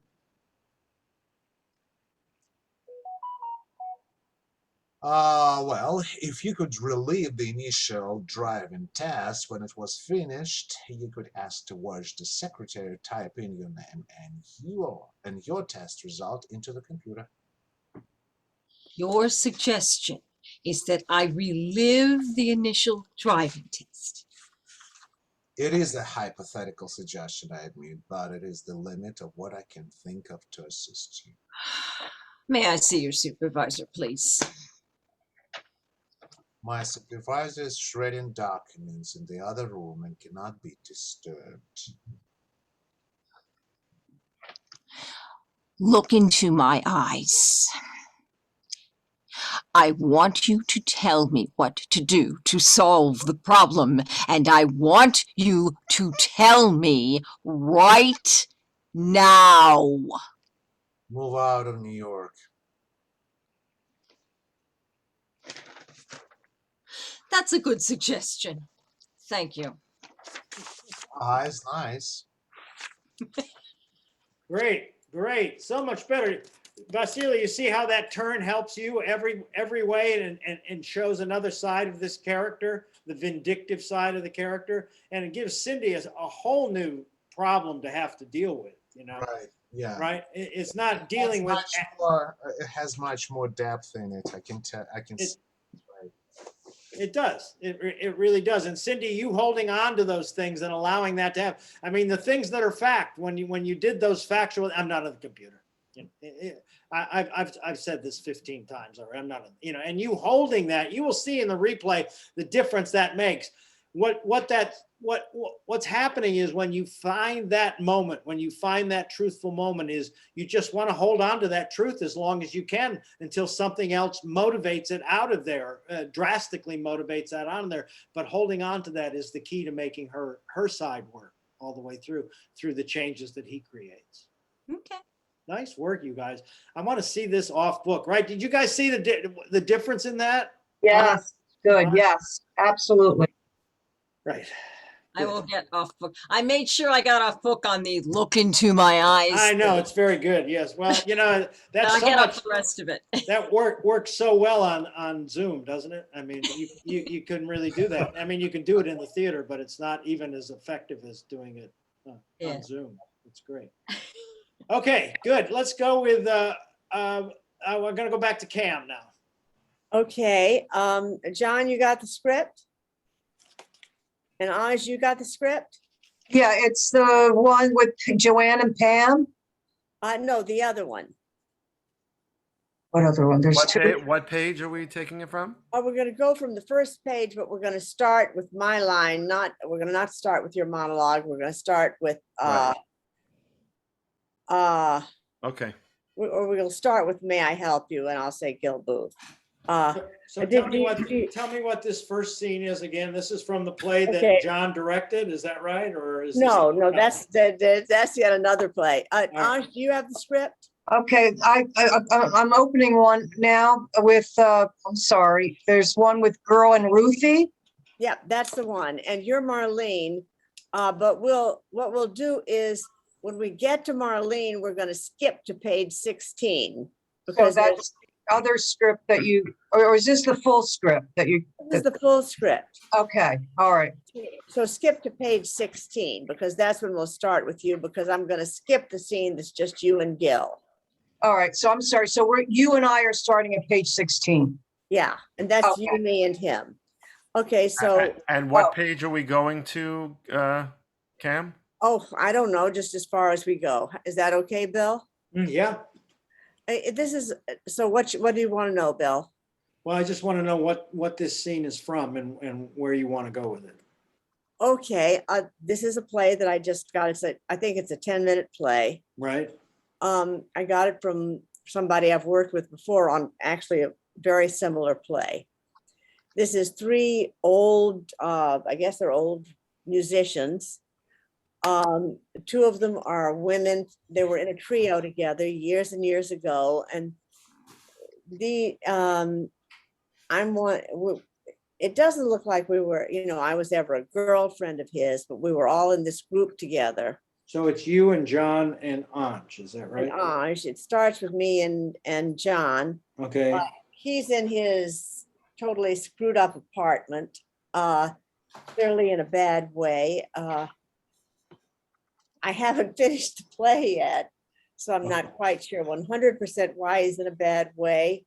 But our old band manager, Zachy, has notified me and Anj that we need to come and rescue Gil.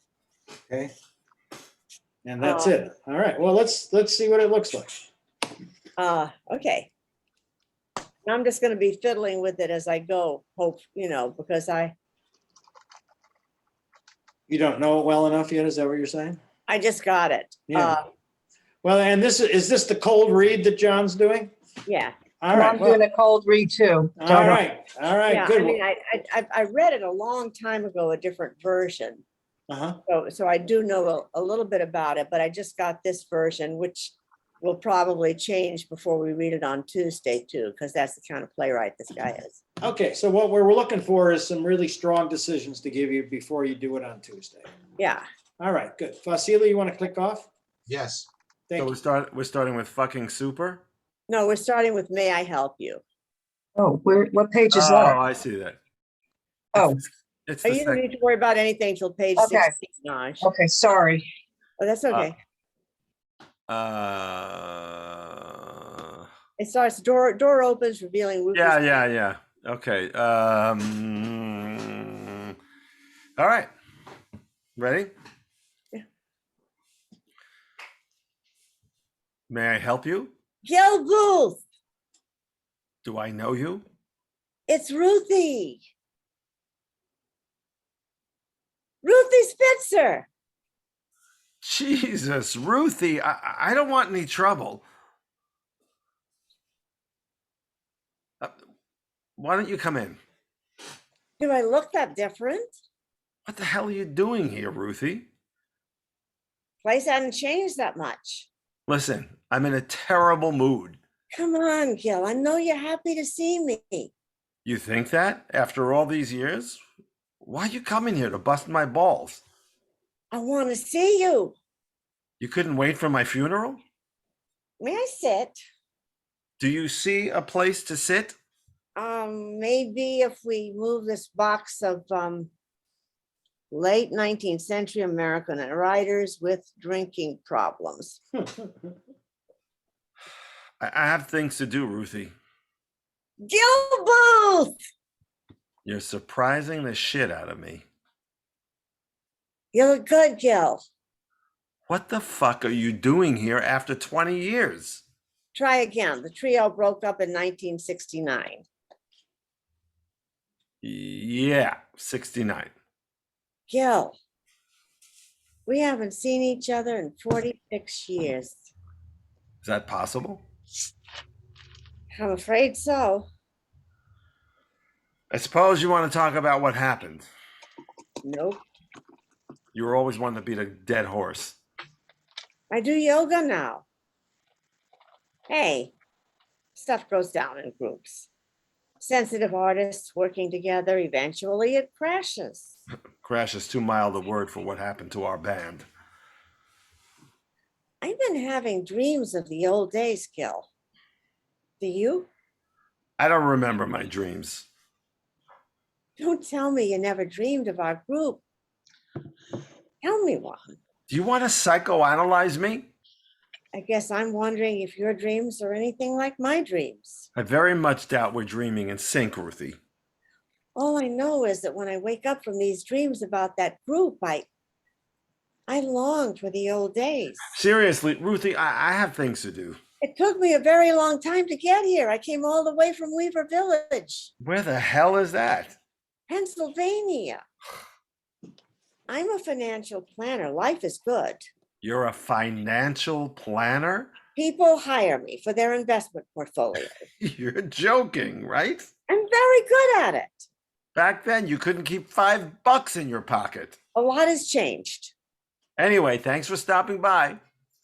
My husband has died, and I've been single for 3 years now. Highway Jack Richmond died? Highway Jack Richmond and I divorced in '84. Decided to try my luck with a civilian. My friend Beth introduced me to a guy in real estate named Michael, and we fell in love. He's the one who got me interested in investing. 9 years later, they found a spot on his lung. That's why I would never go to a doctor. You have to. They can probably play connect the dots with my spots. When's the last time you had a checkup? 1968. The doctor said all was good, and I got the hell out of there. You never married? I like solitude. You really like being alone? Loneliness is underrated. How long has it been since you had somebody? Ruthie, nice seeing you, but time's up. I just got here. It's like I'm on the Dick Cavett show. Let's wrap this thing up. The last woman I dated was 1976, Vivian Baker. We broke up on the 4th of July while I was sitting in Battery Park watching the boats. Now, if you don't mind, Operation Sail. The last time you were with a woman was the bicentennial. we had a big fight over the Declaration of Independence, and that was it. Oh, Gil, you haven't changed. Oh, give me a beer, a book, and a bar stool at the White House, and I'm happy as a pig in mud. I can't imagine the White Horse without the Clancy brothers. May I say something? Nothing has stopped you so far. How can you live in such a mess? Here come the critiques. I'm moving, Ruthie. To where? Your guess is as good as mine. Damn corporations should leave these old buildings alone. It'd be a sin to tear this building down. How do you know a company is buying the building and tearing it down? That's exactly the situation. Well, I smell a rat, Ruthie Spicer. I confess, I spoke with Zachy. I just hung up with him. He called me yesterday, very upset, afraid you're going to do something drastic, so he reached out to me. Always the meddler. All good band managers are. Fucking Zachy. He cares about you, Gil. He also realizes that reconciliations are one of the beautiful things in life. Christ almighty, my door hasn't seen this much action since my Jimmy Carter inaugural party. How the hell are all of you getting in? The downstairs door is unlocked. Wonderful. Who is it? Fuck me! And I go into the bathroom. Okay, we could stop and talk about that, or I could, or skip and go on and do the Marlene part. Let's go on. Okay, skip to page 16, because the next scene is while I'm in the bathroom and it's just Marlene and Gil. Right? Okay, wait a minute. So I see Gil and Marlene on page 16. Yeah, but we'll skip to where I come in, Okay, which is Wait a minute. I'm not in that scene, right? Or am I in that scene? Oh, I'm You're in in that that scene. scene. Sorry, I'm sorry. Let me get to it. Sorry about the dog. I did the knock on the door sound cue, and he started to bark. Yeah, it was very cute. where do you want to start? I don't, which line? We'll start when, okay, after 10, we'll start right after the stage direction, which I will read. Okay, hold on. Wait, where is that? Marlena reads label on box and couch. Is that it? No, it's Gil says, I've never seen two yoga people hate each other so much.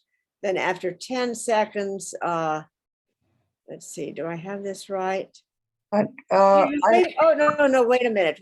I was on 13, not 16. okay. Oh, that's Okay. why. Okay. That's why. She's right, Marl. Okay. Okay. All right. Yeah, I was skipping. No, maybe we should start. Maybe we should start there. When I come out of the bathroom on 13. Okay, let me go back then. Yep. Is Yeah. this where Ruthie says if I'd known she'd be here? Yeah. Okay. Okay, hold on. So the top of the scene is Gil that says sick. I don't even know. Yeah. No, it's just the top of the page is sick, and we can start from after 10 seconds. I'll read the stage direction. Oh, okay. After 10 seconds, Ruthie comes out coughing. Marlene dashes into the bathroom, slamming door. If I'd known she would have been here, I would have went for a steam. If I'd known you'd both be here, I would have killed myself. Okay, Marlene comes out of the bathroom, and she and Ruthie stand face to face. They both turn and look at Gil. Don't look at me. This is all Zachy.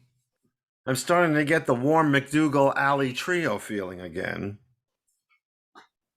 Did you get work done on your face? Typical of something you'd say. Anj, can you click on, Anj? You're in Oh, the I'm scene. sorry. It's okay. Where am I? Okay, sorry. Let's start it again right from when you all three connect.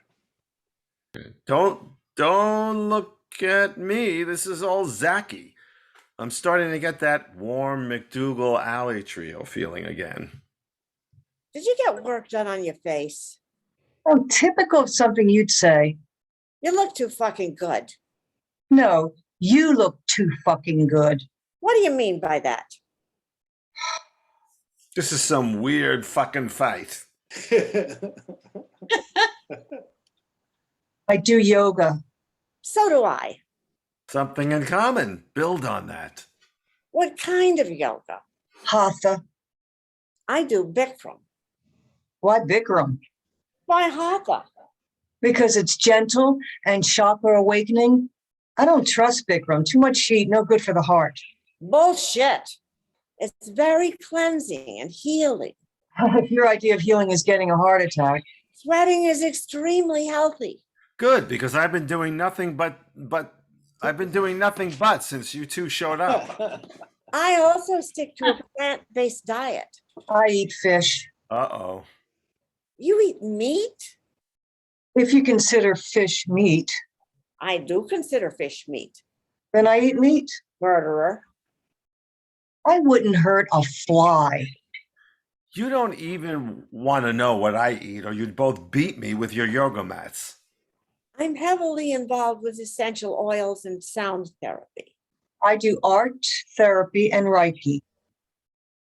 What's your secret, Gil? Beer and jerking off. So, how's about you two yogis go duke it out in the park? You've been trying to kick me out since I arrived. That's no way to treat people whom you haven't seen in 30 years. 46. Oh, don't exaggerate. She's right, Mara. Oh, holy shit. Yeah. We broke up in 68. 69. Are you going to correct me all day? 69 was our infamous last show. You're bringing up shit I don't want to think about. Kingston, New York. When you punched Bud Barrow in the face. And you punched me in the shoulder. Talk about nailing the coffin shut. How do you punch someone in the shoulder? I was aiming for your face, but you plied at the last second. My ballet training served me from a black eye. Are we allowed to sit? I want you two out before a brawl breaks. Out. Good luck finding a seat. It's like a warehouse in here. Oh, early 20th century American writers without drinking problems. We'll just move this right down here. Do you two lift weights? Yoga. She's doing a water fast. Don't faint. I won't. Sit, Gil. Relax. I don't want to. You had to go remind me of Bud Barrow, the last fucking guy I want to think of today. At least you punched him. The fucker deserved it. To this day, Ruthie, it boggles my mind how you could have been with that creep. Asshole and all, back then he rocked my world. Storm clouds follow that guy around. Storm clouds and shit. Gil, I can't believe how quickly you got your guitar off, jumped off the stage and got to him. Fucker deserved it. He heckled me during the quiet part of Bag of Freedom. He had too much to drink. The entire decade. The first time in the history of folk music, a musician jumped off stage and hit another folk musician. That son of a bitch. If I had a hammer, I'd have killed him. Then I jumped off the stage and jumped on you. Tackled me to the ground. And I jumped on you, Ruthie. Ripped my blouse right off. You weren't wearing a bra. The things men remember. As soon as I got to my feet, I got it on the shoulder. Tackled each other to the ground. Then Zachy tried to separate the three of us and slipped and wound up on his back in a puddle of mud. Photo made the front page of the Kingston Gazette. Between being topless and the mud, we foreshadowed Woodstock by 2 months. And that overcast afternoon, ladies and gentlemen, was the end of the McDougal Alley Trio. It was only a matter of time. God, I haven't thought about Bud Barrow in ages. Peter was another prick. Paul was the louse. Oh, Paul was misunderstood. It was that two-faced Mary I couldn't take. I hear them on the radio. I secretly hope the jet plane goes down.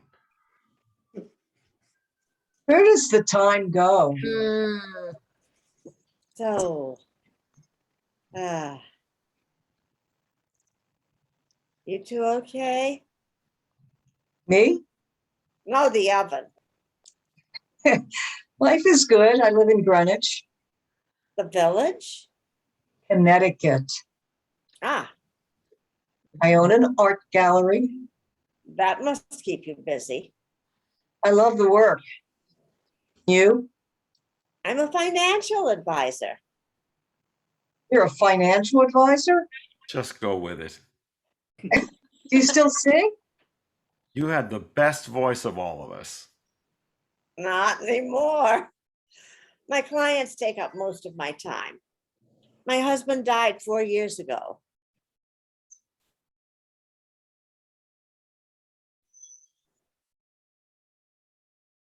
That's Marlene. What about your husband, Marlene? Mine died 3 years ago. You know what? I'm gonna say it. What? We were damn good. Got that right. Those times were good. The village changed a lot. Do all the shops on Bleecker Street actually make out? Yeah, don't ask me how. You still like it here, Gil? Change isn't all It's still home. The good spots aren't as ubiquitous as back in the day. Huh, good word, ubiquitous. Yeah, he was always the literary one of the trio. Anyway, I'm fine until I die. Oh, you die. There's a lot to be joyful for, Gil. Yeah, sure. That's one thing about music. Boy, did it bring us joy. That was then. Yeah, this negative attitude could be why you haven't been with a woman since Operation Sail. You haven't been with anyone since the bicentennial? Think of all the pain I've dodged. Women went crazy over you. What? You could have had a ton of chicks back then. Name one. Me, for one. And me for two. Are you on acid? Why didn't you ever make a move on either of us? Yeah, why? You were always drawn to the alpha men from the Midwest with great teeth. The tall guys with the cowboy boots who looked like they guest starred on Bonanza. Like who? Bud Barrow. Enough of Bud Barrow. And Rusty Magnuson, the singer from Spokane who was living with John Sebastian on Cornelia Street. I remember Rusty. Of course you do. He was something. And Nolan's Ned Cullen. The banjo player who lived on Minetta Lane. Dave Van Ronk's buddy. Lived with Libby LaRosa. Oh, what an odd pairing. A cowboy and a red diaper baby. Huh. How do you remember these guys, Gil? Men never forget the guys who got the girls. You could have gotten the girls. But I didn't. I'd like to know who told you you couldn't get the girls. The two of you went on to marry these kinds of guys. They asked. Then we divorced them. You were one of the best musicians on the scene, Gil. Talent doesn't necessarily lead to getting women. Open your ears. You could have had both of us. Not necessarily at the same time. You know how many lonely women out there would jump at the chance to have you as a companion? What do you have to say about that? I don't even want to be talking about this. Okay, listen up. In 2 weeks, you have nowhere to live. I have a big, beautiful home in Weaver Village. I would love for you to come and live with me. How's that for interest?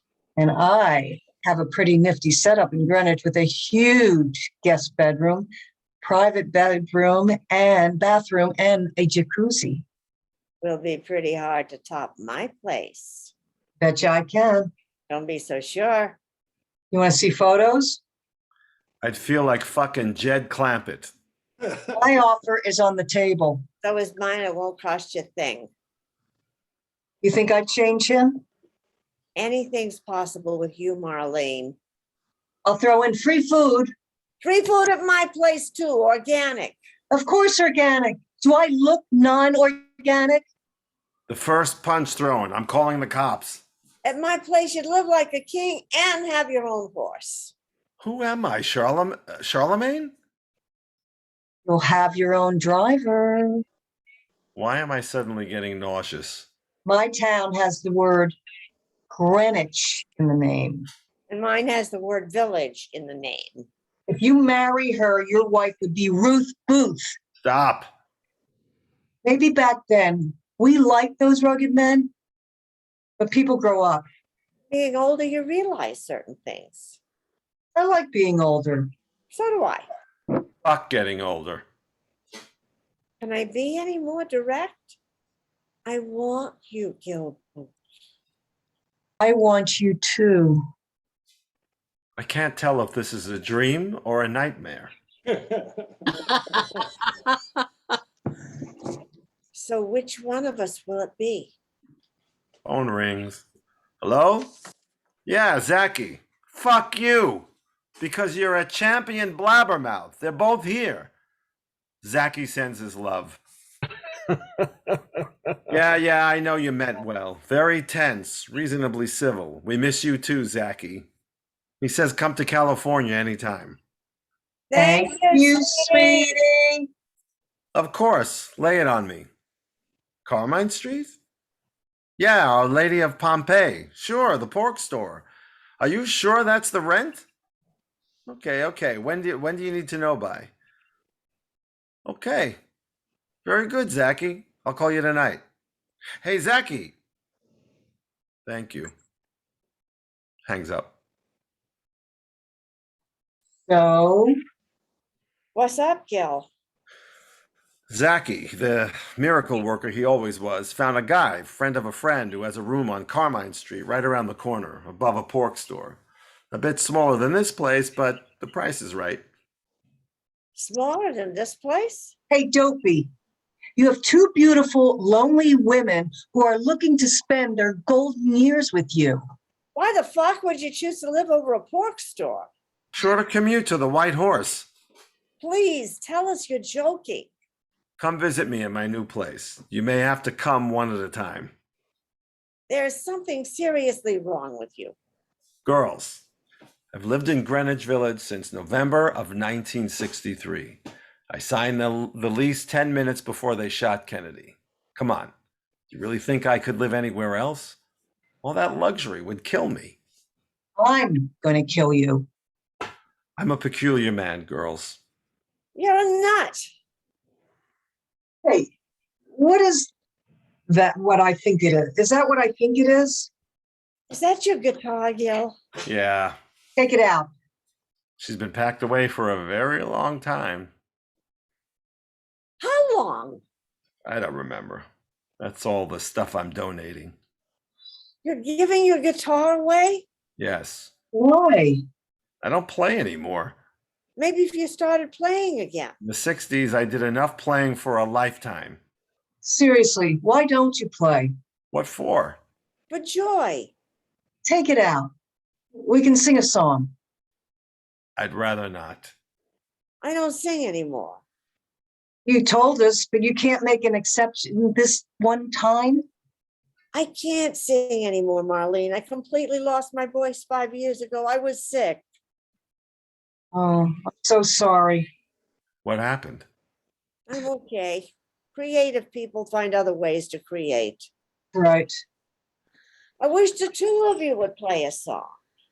Something tells me it wouldn't be a good idea. Let's keep it how we remember it. The McDougal Alley trio back together again. Can this Oh. day get any more down? Hey, Gil, can I ask you a question? Yeah, but it's the last question of the day. Is it true that you gave Zimmy the pot he smoked with the Beatles? I always wondered if that was bullshit. If I tell you the truth, will you promise to leave? No offense, but I really have serious packing to do, and my mind is all over the place. I promise. So do I. It's a true story. Holy shit. The three of us, Bobby, Susan, and I, were having dinner at that Italian joint on West 3rd with the Boche Courts. Anyway, the Beatles just landed at JFK. They liked Bobby's music and invited him to meet them at their suite at the Delmonico Hotel, Park Avenue and 59th. I handed him a nickel bag and said, "Here's something to make things interesting." It was the first time the Fab Four smoked dope. The rest is history. This is unreal. It happened. God rest her soul, died in 2011. A good egg. New York City folk scene has dwindled down to this. The three of us in this little apartment. I'd say today it's officially over. Hey, let's go to cafe. Oh, sorry, that's you. Hey, let's all go to Cafe Ratio for a coffee. Come on, girls. You promised to take off. You can take off with us. Is Reggio still there? Yeah, that place is. You girls go along. Are you going to be okay unchaperoned? Marlene, Mm. I apologize for everything. So do I, Ruthie. It was a very special time in my life, and you were a big part of it. I'm sober now. That's good, Ruthie.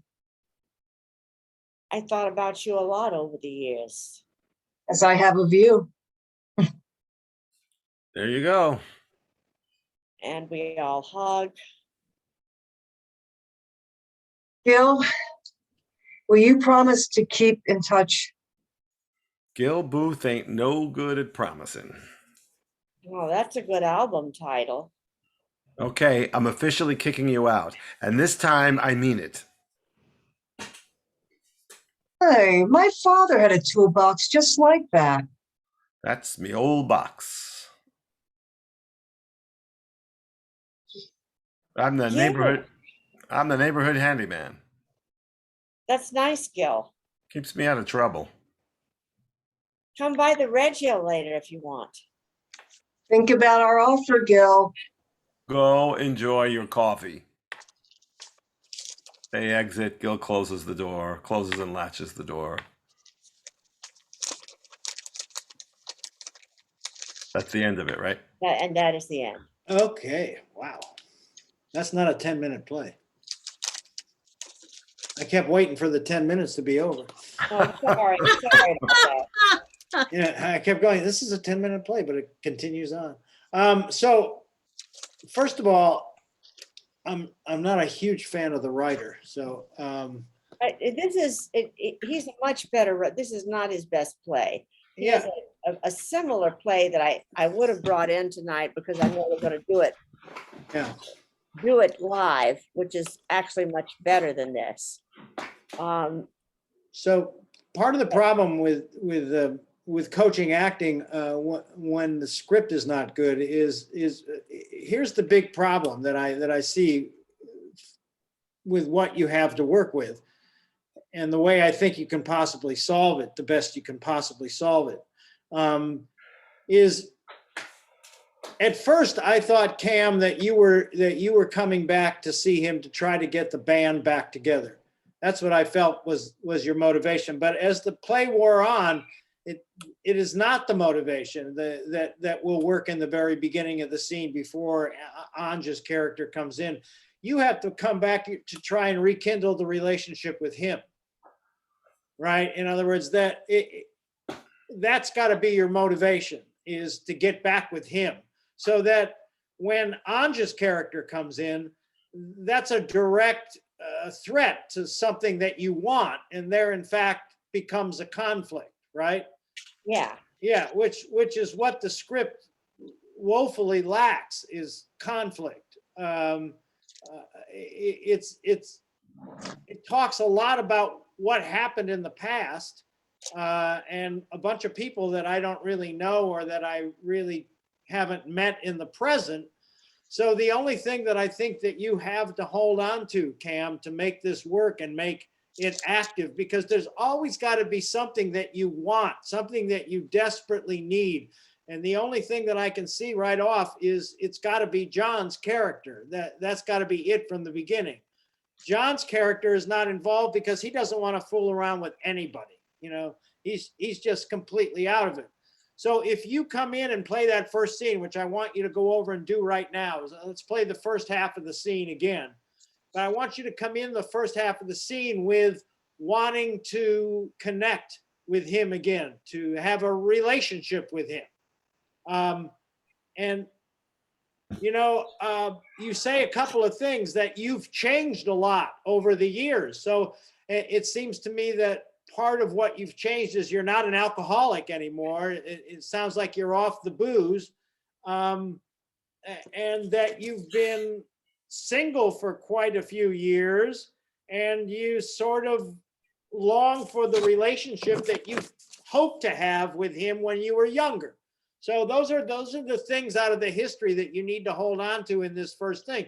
John's cold reading of it is excellent because he just doesn't want to be involved. He wants to be alone. And there's the conflict in that. So let's read the first thing with you coming in after all these years having changed, thinking that he has also changed as well and wanting to connect with him, not bring the band back together. And let's see what happens just in the first half of the scene with that idea. And I want you to hold on to that idea, okay? Because I'm really just trying, these two are more or less, that's their first read of the scene. They're not involved, and I really want to work with you on this because this is your issue tonight. So let's work the first half of the scene, but I want your motivation to be him. Okay, here we go. May I help you? Gil Booth, Do I know you? it's Ruthie. Ruthie? Sorry. Ruthie Spencer. Jesus, Ruthie, I don't want any trouble. Why don't you come in? Do I look that different? What the hell are you doing here, Ruthie? Place hasn't changed that much. Listen, Good, you see, so what the hell are you doing here, Ruthie? And then you go to the place hasn't changed that much is because he's cutting right to the, I want to see you, right? So that's what's got to play underneath what you're doing, Cam. So that the comment about the room is really sort of a diversion away from what you really want, that you change the subject specifically because you've only had 6 lines with him. You can't really approach it yet, right? So Okay. you're diverting. Start it again. Here we go. okay. May I help you? Gil Booth, Do I know you? it's Ruthie. Ruthie Spencer. Jesus, Ruthie, I don't want any trouble. Why don't you come in? Do I look that different? What the hell are you doing here, Ruthie? Place hasn't changed much. Listen, I'm in a terrible mood. Oh, come on, Gil. I know you're happy to see me. You think that? After all these years, why are you coming here to bust my balls? I want to see you. You couldn't wait for my funeral? May I sit? Do you see a place to sit? Maybe if we could move this box of late 19th century American writers with drinking problems. I have things to do, Ruthie. Gil Booth. You're surprising the shit out of me. Oh, you look good, Gil. What the fuck are you doing here after 20 years? Try again. The trio broke up in 1969. So I need to feel the history in that, Cam. Oh, come on, try again. Come on, you know what it was. Because again, part of what you have to work with in this first scene is your history, right? Yeah. Right. That's what you have to work to try to bring him toward you, right? Seems to be that it's actually the history seems to be pushing him away from you because of the memory of that. But you've changed. So come on, Gil. Come on, you know. So I wanted a little bit more aggressively, more aggressive. Not come on, Gil. No, come on, Gil. You know, I want you to try to pull that old past out of him. Start at the beginning again, one more time. Okay, should I go more New York? I don't want you to worry about that right now. You mean as far as the dialect goes? No, I don't think that matters at all. I think what matters is I'm here to see you, Gil. I don't want you just get no, Gil, come on.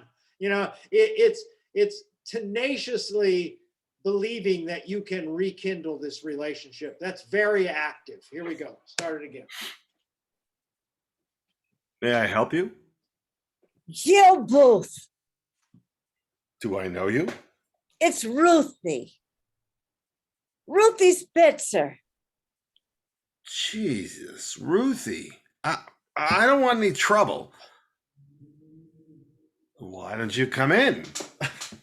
Do I look that different? What the hell are you doing here, Ruthie? Place hadn't changed much. Listen, I'm in a terrible mood. Come on, Gil, I know you're happy to see me. Oh, you think that? After all these years, why are you coming here to bust my balls? I want to see you. You couldn't wait for my funeral? May I sit? Do you please see a place to sit?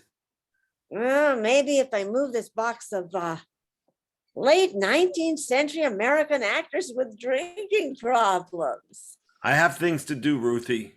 Gil Booth, You're surprising the shit out of me. you look good, Gil. What the fuck are you doing here after 20 years? Try again. The trio broke up in 1969. Yeah, 69. Gil, we haven't seen each other in 46 years. Is that possible? Good. Say that again. Make it a little more sexually aggressive. Yeah, here we go. Gil, we haven't seen each other in 46 years. Great. Is that possible? I'm afraid so. I suppose you want to talk about what happened. Nope. You were always one to beat a dead horse. I do yoga now. Hey, stuff goes down in groups. Sensitive artists working together. Eventually, it crashes. Crash is too mild for a word, too mild a word for what happened to our band. I've been having dreams of the old days, Gil. Do you? I don't remember my dreams. Don't tell me you never dreamed about Ruth. Tell me one. Do you want to psychoanalyze me? I guess I'm wondering if your dreams are anything like my dreams. I very much doubt we're dreaming in sync, Ruthie. All I know is that when I wake up from these dreams about the group, I start to long for the old days.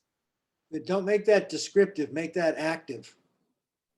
All I know All I know is this is happening to me now. What's happening to you now? All I know is that when I wake up from these dreams about the group, I start to long for the old days.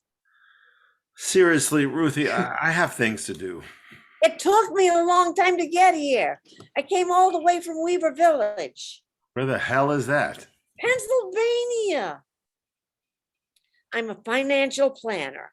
Life is good. You're a financial planner? People hire me for their investment portfolio. cool. Here's another thing. If you're a financial planner, that's a really great piece of information for him. It's an attractive piece of information to a man who looks like he doesn't have any money, right? In other words, I'm a you're going to really like me. So you see how all that's moving in that same direction. Continue on. Go back a line or two. Pennsylvania. I'm a financial planner. No, but make that more attractive. Not just tell me come on, you're going to love this. What are you? Pennsylvania. I'm a financial planner. Life is good. You're a financial planner? People hire me for their investment portfolios. You're joking, right? I'm very good at it. Back then, you couldn't keep $5 in your pocket. A lot has changed. Yeah, make that even sexual too. And here we go. A lot has changed. Yes, dear. Good. Anyway, thanks for stopping by. My husband died, and I've been single for 3 years. Highway Jack Richmond died? Highway Jack and I divorced in '84. Decided to try my luck with a civilian. My friend Beth introduced me to a guy in real estate named Michael, and we fell in love. He's the one who got me interested in investing. 9 years later, they found a spot on his lung. That's why I would never go to a doctor. You have to. They could probably play connect the dots with my spots. When was the last time you had a checkup? 1968. The doctor said all was good, and I got the hell out of there. You never married. I like solitude. You really like being alone? Loneliness is underrated. How long has it been since you had somebody? Ruthie, nice seeing you, but time's up. I just got here. It's like I'm on the Dick Cavett show. Let's wrap this up.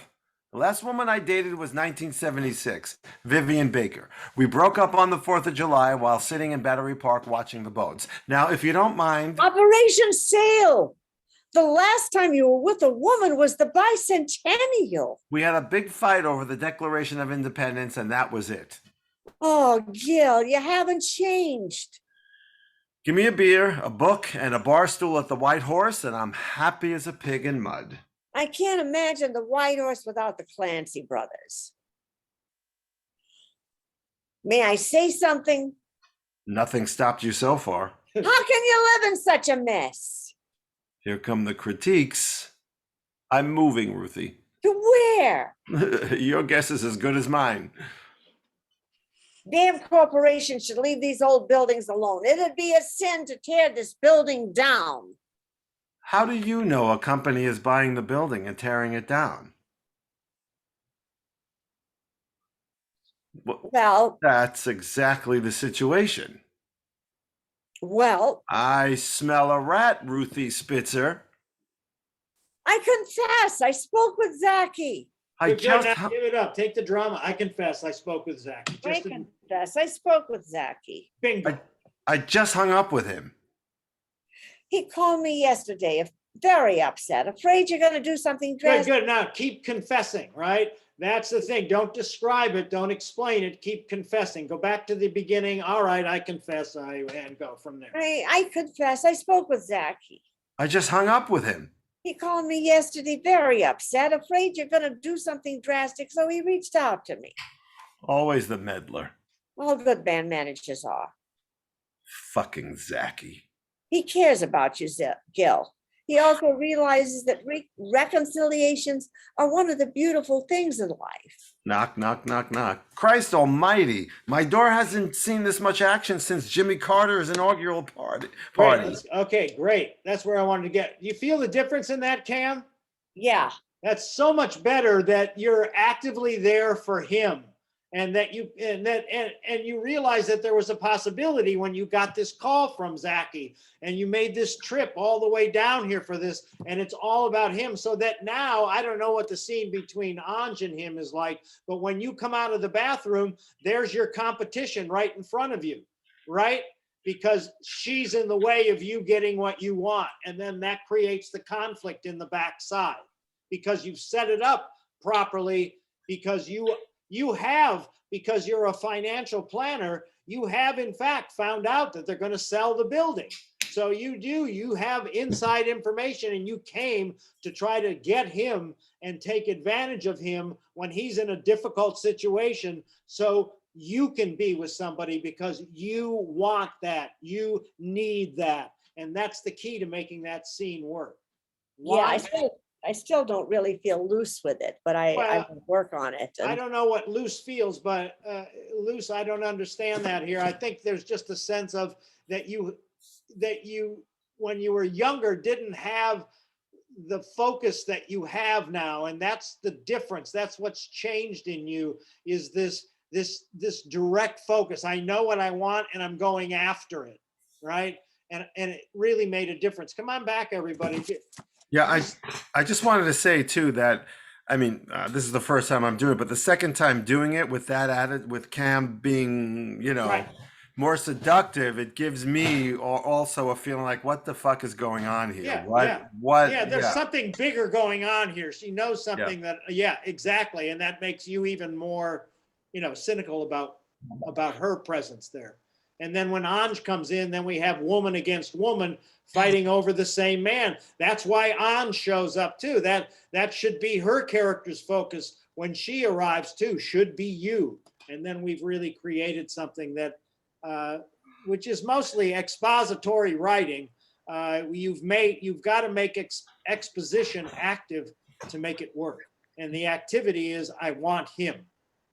That's clearly what it's got to be at every particular point, no Yes. matter what you're doing. So And the- you'll see the difference, Cam, on the playback when you made the adjustment. It's so much better. It's so much not like you. It's so much like somebody else. And I think that's the right way to go with this character. So the pretext is I'm here to rescue you. Yes. And that's But The if pretext. and when I rescue you, you're going to love me. yes. Yes. And when I rescue you, you're going to need me. And the reason I came is because you do need me. All of those things line up. Okay. Okay? Good work. Good work. Nice. Okay, Rob, let's go. Let's play with you for a little while. Right, sounds good. All right. I know these monologues pretty good, but let's see what we Okay. got here. So I'm gonna do the Leo Bloom one first, Okay. and maybe in the future I can look into some interactive scenes I could do with someone else. Yeah, I would like that too. I want to see that. Yeah, I feel like I don't know. Anyway, I didn't prepare myself as well this time. I wasn't. That's okay. Anyway, I'm here Don't now. worry about it. I knew that was coming from last night when I saw you at the show. So Rob, I'm going to look for a duet scene for you and somebody else. Great. I appreciate that. And Great. for somebody else. And then I'm also looking for a scene for a monologue for Vasily. Is that right, Vasily? You want a scene or a monologue? Both would be great. Oh, yeah, sure. I'll just spend all night thinking about you. Can I add on and say me too? Oh, sure. Yeah, well, it might, chances are probably involve you one way or the other. Okay. Okay. Good. All right. All right. All right, here we go. Let me see it. Let's play with you for a bit. So now I know all the homework I have to do. Thank God I have a day off tomorrow. All right, here we go. Okay. I would like to say something, Your Honor. Not on my behalf, but in reference to Mr. Bialystok. Your Honor, ladies and gentlemen of the jury, Max Bialystok is the most selfish man I've ever met. Not only is he a liar, a cheat, a scoundrel, and a crook who has taken money from little old ladies, but he has also talked people into doing things, especially me, things that they would never have done in 1,000 years. But, Your Honor, as I understand it, the law was created to protect people from being wronged. And whom has Max Bialystok wronged? I mean, whom has he really hurt? Not me. Not me. I mean, I was this man. No one ever called me Leo before. I mean, I know that's not a big legal point, but even in kindergarten, they used to call me Bloom. I never sang a song before. I mean, with someone else. I never sang a song before with someone else. This is a wonderful man. He made me what I am today. He did. And what of the dear ladies? What would their lives have been like without Max Bialystok? Max Bialystok, who made them feel young and attractive and wanted again. That's all I have to say. Cool. Okay, good. What's the not me section? What is that? What is that? Not me, not me. What comes in just before it and then what happens? Okay, Your Honor, whom has Max Bialystok wronged? I mean, whom has he really hurt? Not me, not me. Okay, good. What has Max done for you? Well, I'm not sure. That's a good question. Well, that's good. That's really, that is a really good question. You pay me to ask really good questions. So the good question is, what does he mean to you? Well, yeah, I would say that, he's been a friend to me in spite of his corrupt nature. He still tried to make me feel special, even though he's you know, a selfish, corrupt man. He still Okay. has he still has a good part that's made a difference in my life. Well, let me just say, I want you to think of it as a bigger thing. Okay. So that he's made you feel alive for the first time, Oh, okay. Yeah. right? That's what he's done for you. He's given you life. I mean, Hmm. think of yourself as an accountant before you met Max Bialystock, right? Right. You're just a guy who's very good with the numbers. I mean, you have to be good because look what you got away with, you know? I mean, shit. And then even in the movie, you know, when they're in prison, you know, they're collecting money from the other prisoners to do a prison show. You know what I mean? So what he's done is taking you out of columns of numbers and given you life. What he's done to the older women that he has duped is he's taking them out of their bored little life where nobody pays any attention to them, and he's chased them around the room sexually, and he's given them something to believe in, like, you know. So he's a life giver, you know. He not only to you but to the ladies and to everything. Well, sure, yeah, he cheated, but yeah, okay, fine, he cheated, but God, the cheating has really changed my, you know what I mean? It has to come from that deeper place for him, right? Gotcha. I gotcha. That's the first no. So that when you say not me, you know, it's got to be really deeply from your heart. The second thing that I have to remind you of, because I know we talked about this before with this scene, is having the courage to speak out in court. So it's sitting there watching this whole thing. What's your first line, Rob? I would like to say something, Your Honor. Yeah. I would like to say something, Your Honor. And then Right. the minute he does that and has that, you know, is that he hears himself and is almost scares himself a little bit. And then he has to push through that fear, you know, because there's a lot of, he's never spoken out before. He's not the kind of person that would speak out in public. And so all he can do is not be dramatic. All he can do is tell the truth of how this man has changed his life. So I'm not dramatically trying to convince you. I'm telling you, this is what he's done. You understand the difference in that? It's your, Yeah. okay. All right. So let's try it again from that point of view. I would like to say something, Your Honor. Not on my behalf, but in reference to Mr. Bialystock, my partner. Now Your around. Honor. Now look around. See, everybody's watching you. You just stood up in the middle of court, and now you look back up, and there's the judge. Your Honor, ladies and gentlemen of the jury, Max Bialystock is the most selfish man I've ever met.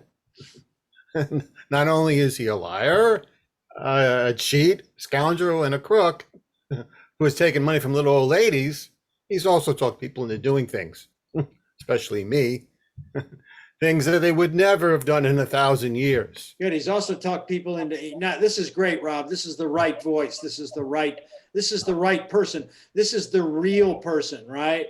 Right. Start it again, and here we go. I would like to say something, Your Honor. Not on my behalf, but in reference to Mr. Bialystock. Your Honor, ladies and gentlemen of the jury, Max Bialystock is the most selfish man I've ever met. Not only is he a liar, a cheat, a scoundrel, and a crook. No, don't dramatize it. Just list it. And not only is he a liar, a cheat, scoundrel, and a crook who has taken money from little old ladies, but he has also talked people into doing things, especially me. Yeah, he's also talked people into doing things, and then realized, especially me, right? So that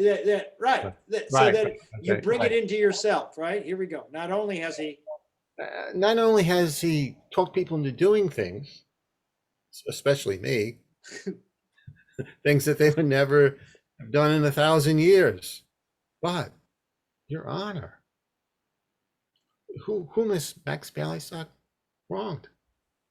I mean, whom has he really hurt? Not me. Not me. I mean, this man. No one ever called me Leo before. I mean, no, I know this is not a big legal point, but even in kindergarten, they used to call me Bloom. I never sang a song before. I mean, that was someone else who never sang a song before.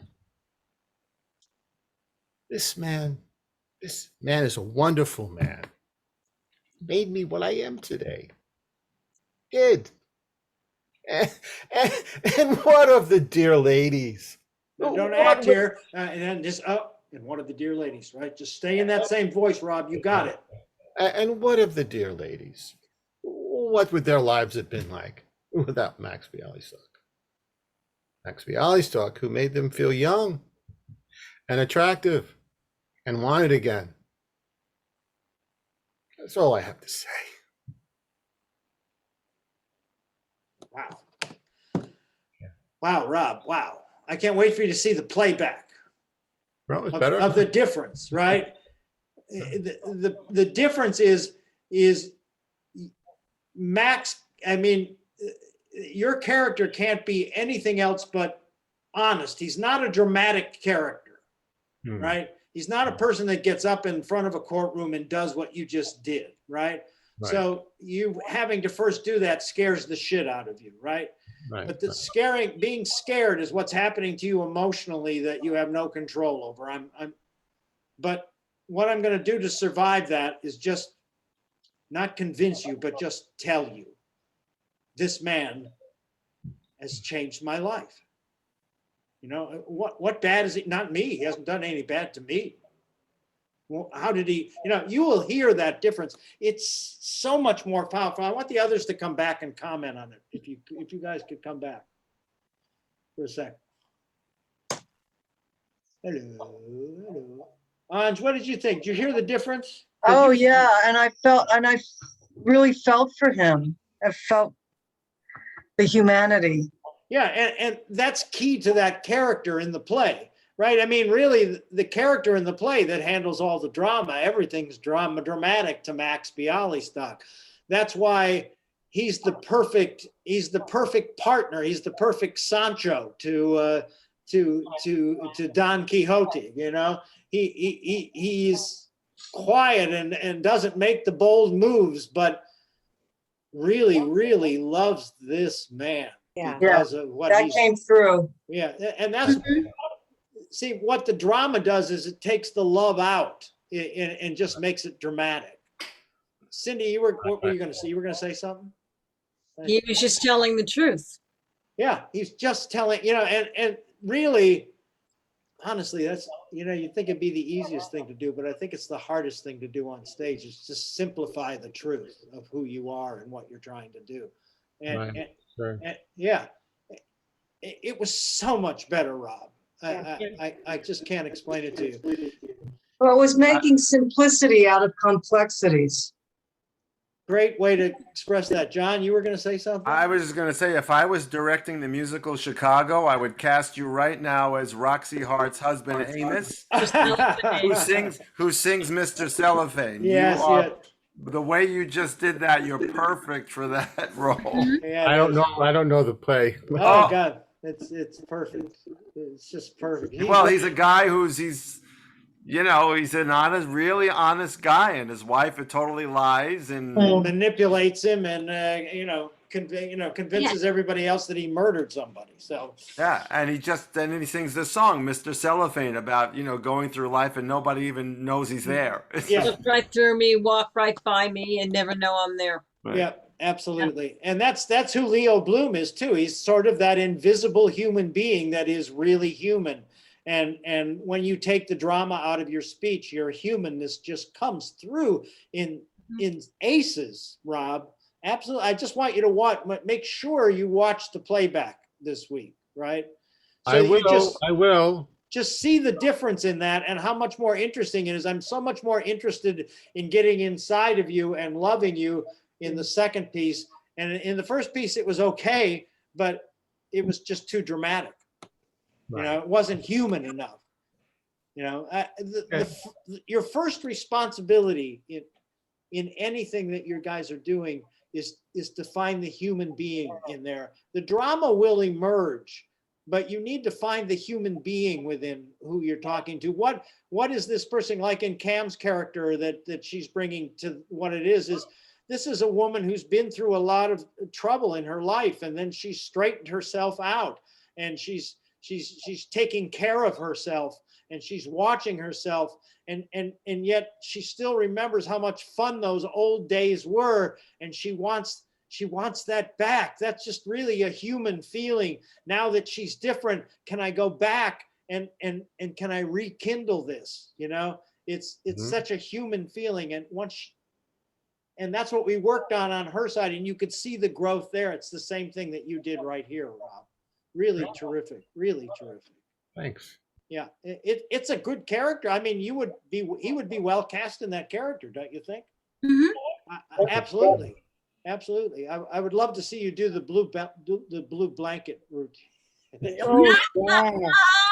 That is My blanket, my blanket, my blanket. blue blanket. I love it. Blue Blanket, is that the name of the play? Well, no, it's in an earlier scene when Max and he meet earlier. This character always carries this little blue baby blanket along with him, and he has when he gets really nervous, he goes, "My blue blanket, I want my blue," and don't touch my blue blanket, don't touch it. I remember that now. I haven't seen the film in a while. Yeah, but that's what I mean. That's him holding that blue blanket is the human being inside of him, and that's what you really started to bring out in what you did. Okay. You guys, you want to do the other monologue that you said you wanted to bring in tonight? Yeah, of course it's completely different energy. Yes, it is. Yeah. What the other monologue is Petruchio's monologue from Taming of the Shrew, after he kicks Kate's ass and kicks her into her bedroom, and he comes and talks to the audience. We've sort of rethought it through for an octogenarian Petruchio, so that he's not really, he's just an older guy who's got a big ego, as opposed to a young guy with big muscles. And Are you talking about the character in my play? Yeah, well, I'm talking about how we've sort of conceptualized Petruchio through you. Oh, okay, because I'm not an octogenarian. Well, excuse me, I'm so sorry. What do you have to do to be an octogenarian anyway? Just be old, right? Or does that mean you have to? So no, I didn't know we were going to go in that direction of my being like an older character. Well, yeah, that's sort of the way it came out before. But let's see what it is now. Let's do it now. Okay. All right, let's click off and see where it is. But I mean, you can't be muscular, great Petruchio. You've got to be an older guy who's closed-minded and knows how to handle this broad. Click off. B. Thus I have politically begun my reign, and 'tis my hope to end successfully. My falcon now is sharp and passing empty. Until she stoop, she must not be full gorged, for then she'll never look upon her lure. Now, so here's how possibly you can rethink that, right? In other words, I am older now, and so I understand human nature because of my experiences. So it's based on me and my experiences knowing this. Start it again. Thus I have politically begun my reign. I just want to ask you, was there anything political about what you just did? The answer is no. No, there was nothing. You just kicked her ass and sent her off to bedroom. So you're sort of in tongue in cheek saying, thus I have politically begun my reign. In other words, right? You're making fun of yourself doing it, right? Which shows a greater sense of knowledge. Here we go. Thus, I have politically begun my reign, and 'tis my hope to end successfully. My falcon now is sharp and passing empty. Now, like I'm so fucking clever. My falcon now is shut. Yeah, say that. My- Actually, you know what? Use that. Let's do that. Instead of the fuck monologue, let's use I'm so fucking clever. Before, so you say I am so fucking clever. Thus, I have politically begun my rank because I'm. Can we start out with saying that? I am so Yeah, fucking yeah, clever. yeah. I am so. I am okay. Yeah. I am so fucking clever. Thus have I politically begun my reign, and 'tis my hope to end successfully. My falcon now is I'm sharp. so clever. I'm so fucking clever. My falcon is sharp. Man. I'm so fucking clever. Thus have I politically begun my reign, and 'tis my hope to end successfully. My falcon is sharp and passing empty, and till she stoop, she must not be full gorged, for then she'll never look upon this lure. Another way I have to man my haggard and to make her come to know her keeper's call, that is to watch her, as we watch these kites that bait and beat and will not be obedient. She eat no meat today, nor shall she eat. Last night she slept not, nor tonight she shall not. And as with the meat, some undeserved fault I'll find with the making of the bed. And here I'll fling the pillow, there the bolster, another way the coverlet, this way the coverlet, another way the sheets. Aye, and amid all this hurly, I intend that all is done in reverent care of her. And in conclusion, she shall watch all night, and if she chance to nod, I'll rail and brawl. This is the way to kill a wife with kindness, and thus I'll curb her mad and headstrong humor. He that knows better how to tame a shrew. Now let him speak. 'Tis charity to show. Good, Rob. So, where is your camera on your computer? Look right into your camera for me right now. Okay, right now I am. Okay, good. Now, so make that camera focus. All right, so was I looking down a lot? Yeah, yeah. And so I want you to work with the camera as your audience, right? Because you need an audience. You need someone to confide in, right? Okay. And here we go.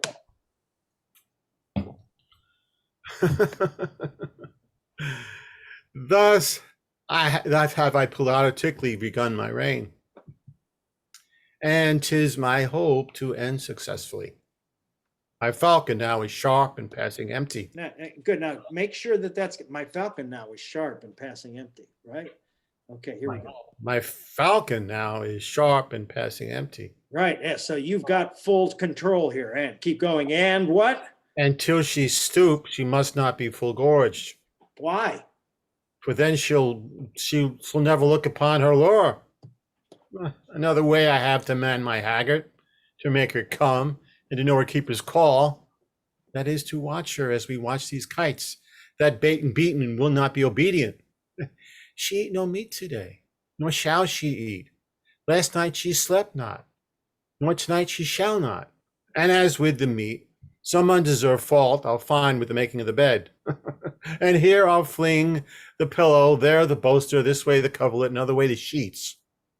Aye, and amid this hurly, I intend that all is done in reverent care of her. And in conclusion, she shall watch all night. And if she chance to nod, I'll rail and brawl. And with a clamor, keep her still awake. I'm sorry. And with a clamor, keep her still awake.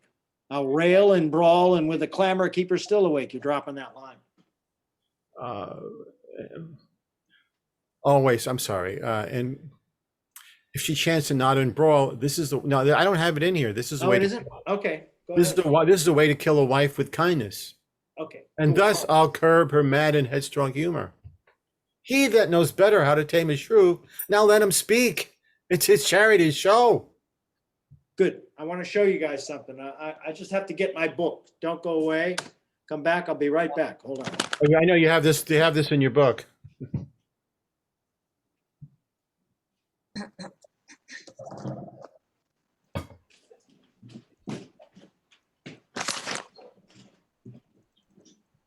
Okay, guys. So in the learning of my lines in acting by mistake in the book, this is the monologue I use to do the questions. So what happens? Here's a list of questions.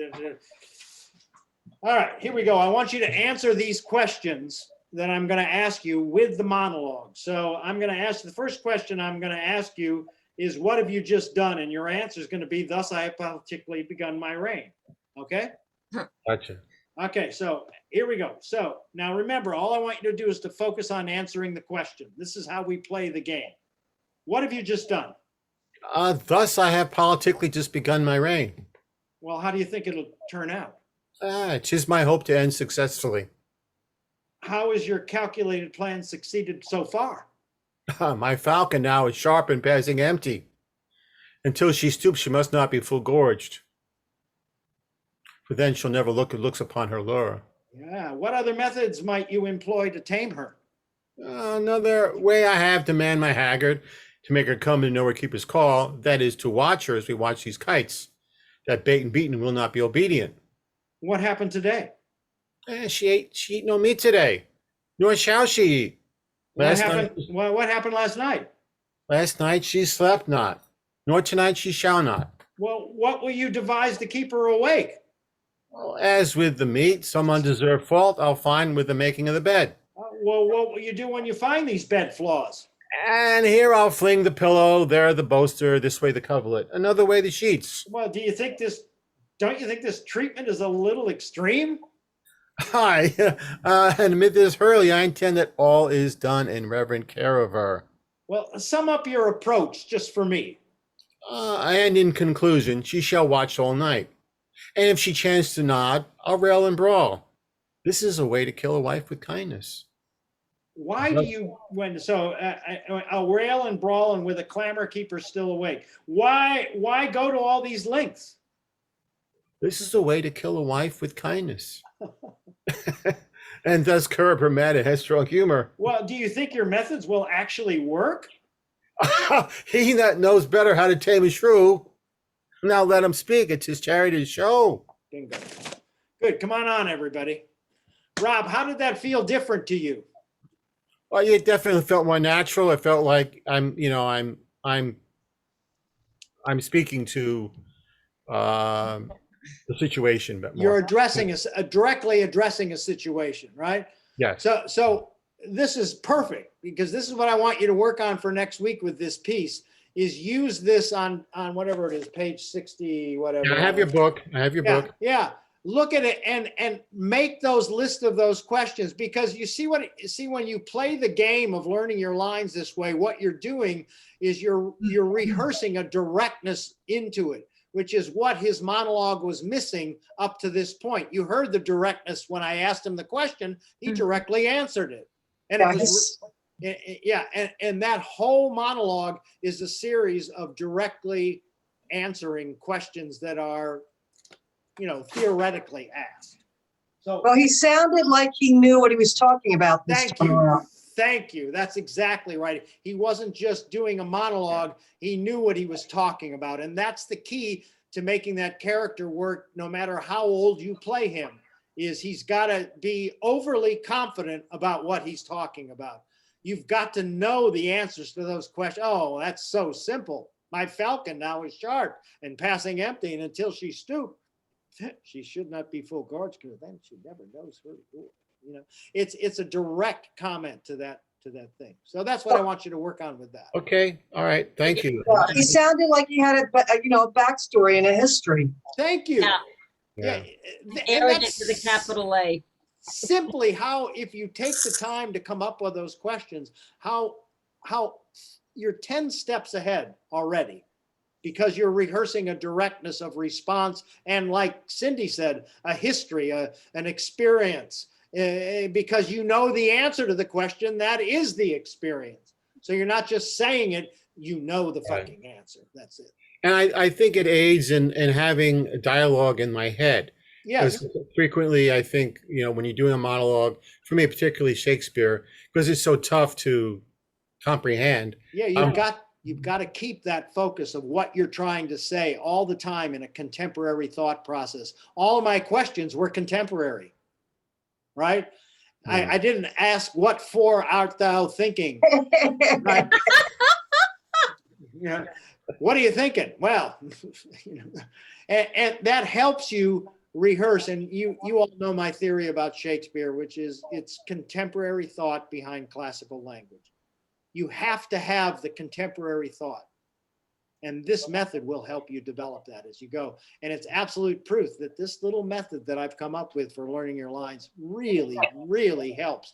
Not only in you having to create the questions that the monologue is the answer to. Once you've done that, that's a great deal of work. But playing the game, just like we played it right now, then becomes the next step in that procedure is now I can play the game, ask myself the question, and then answer it. Ask it and answer it so that you're always rehearsing that directness into it. Well, it sure was great to be with you guys again tonight. Oh, yeah.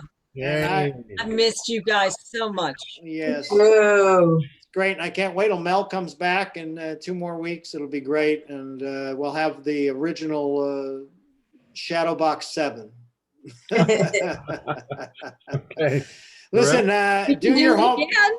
I will do my homework this week. I will be in touch with you with scenes and ideas for monologues, and you do your homework, and I'll see you all next week. Okay.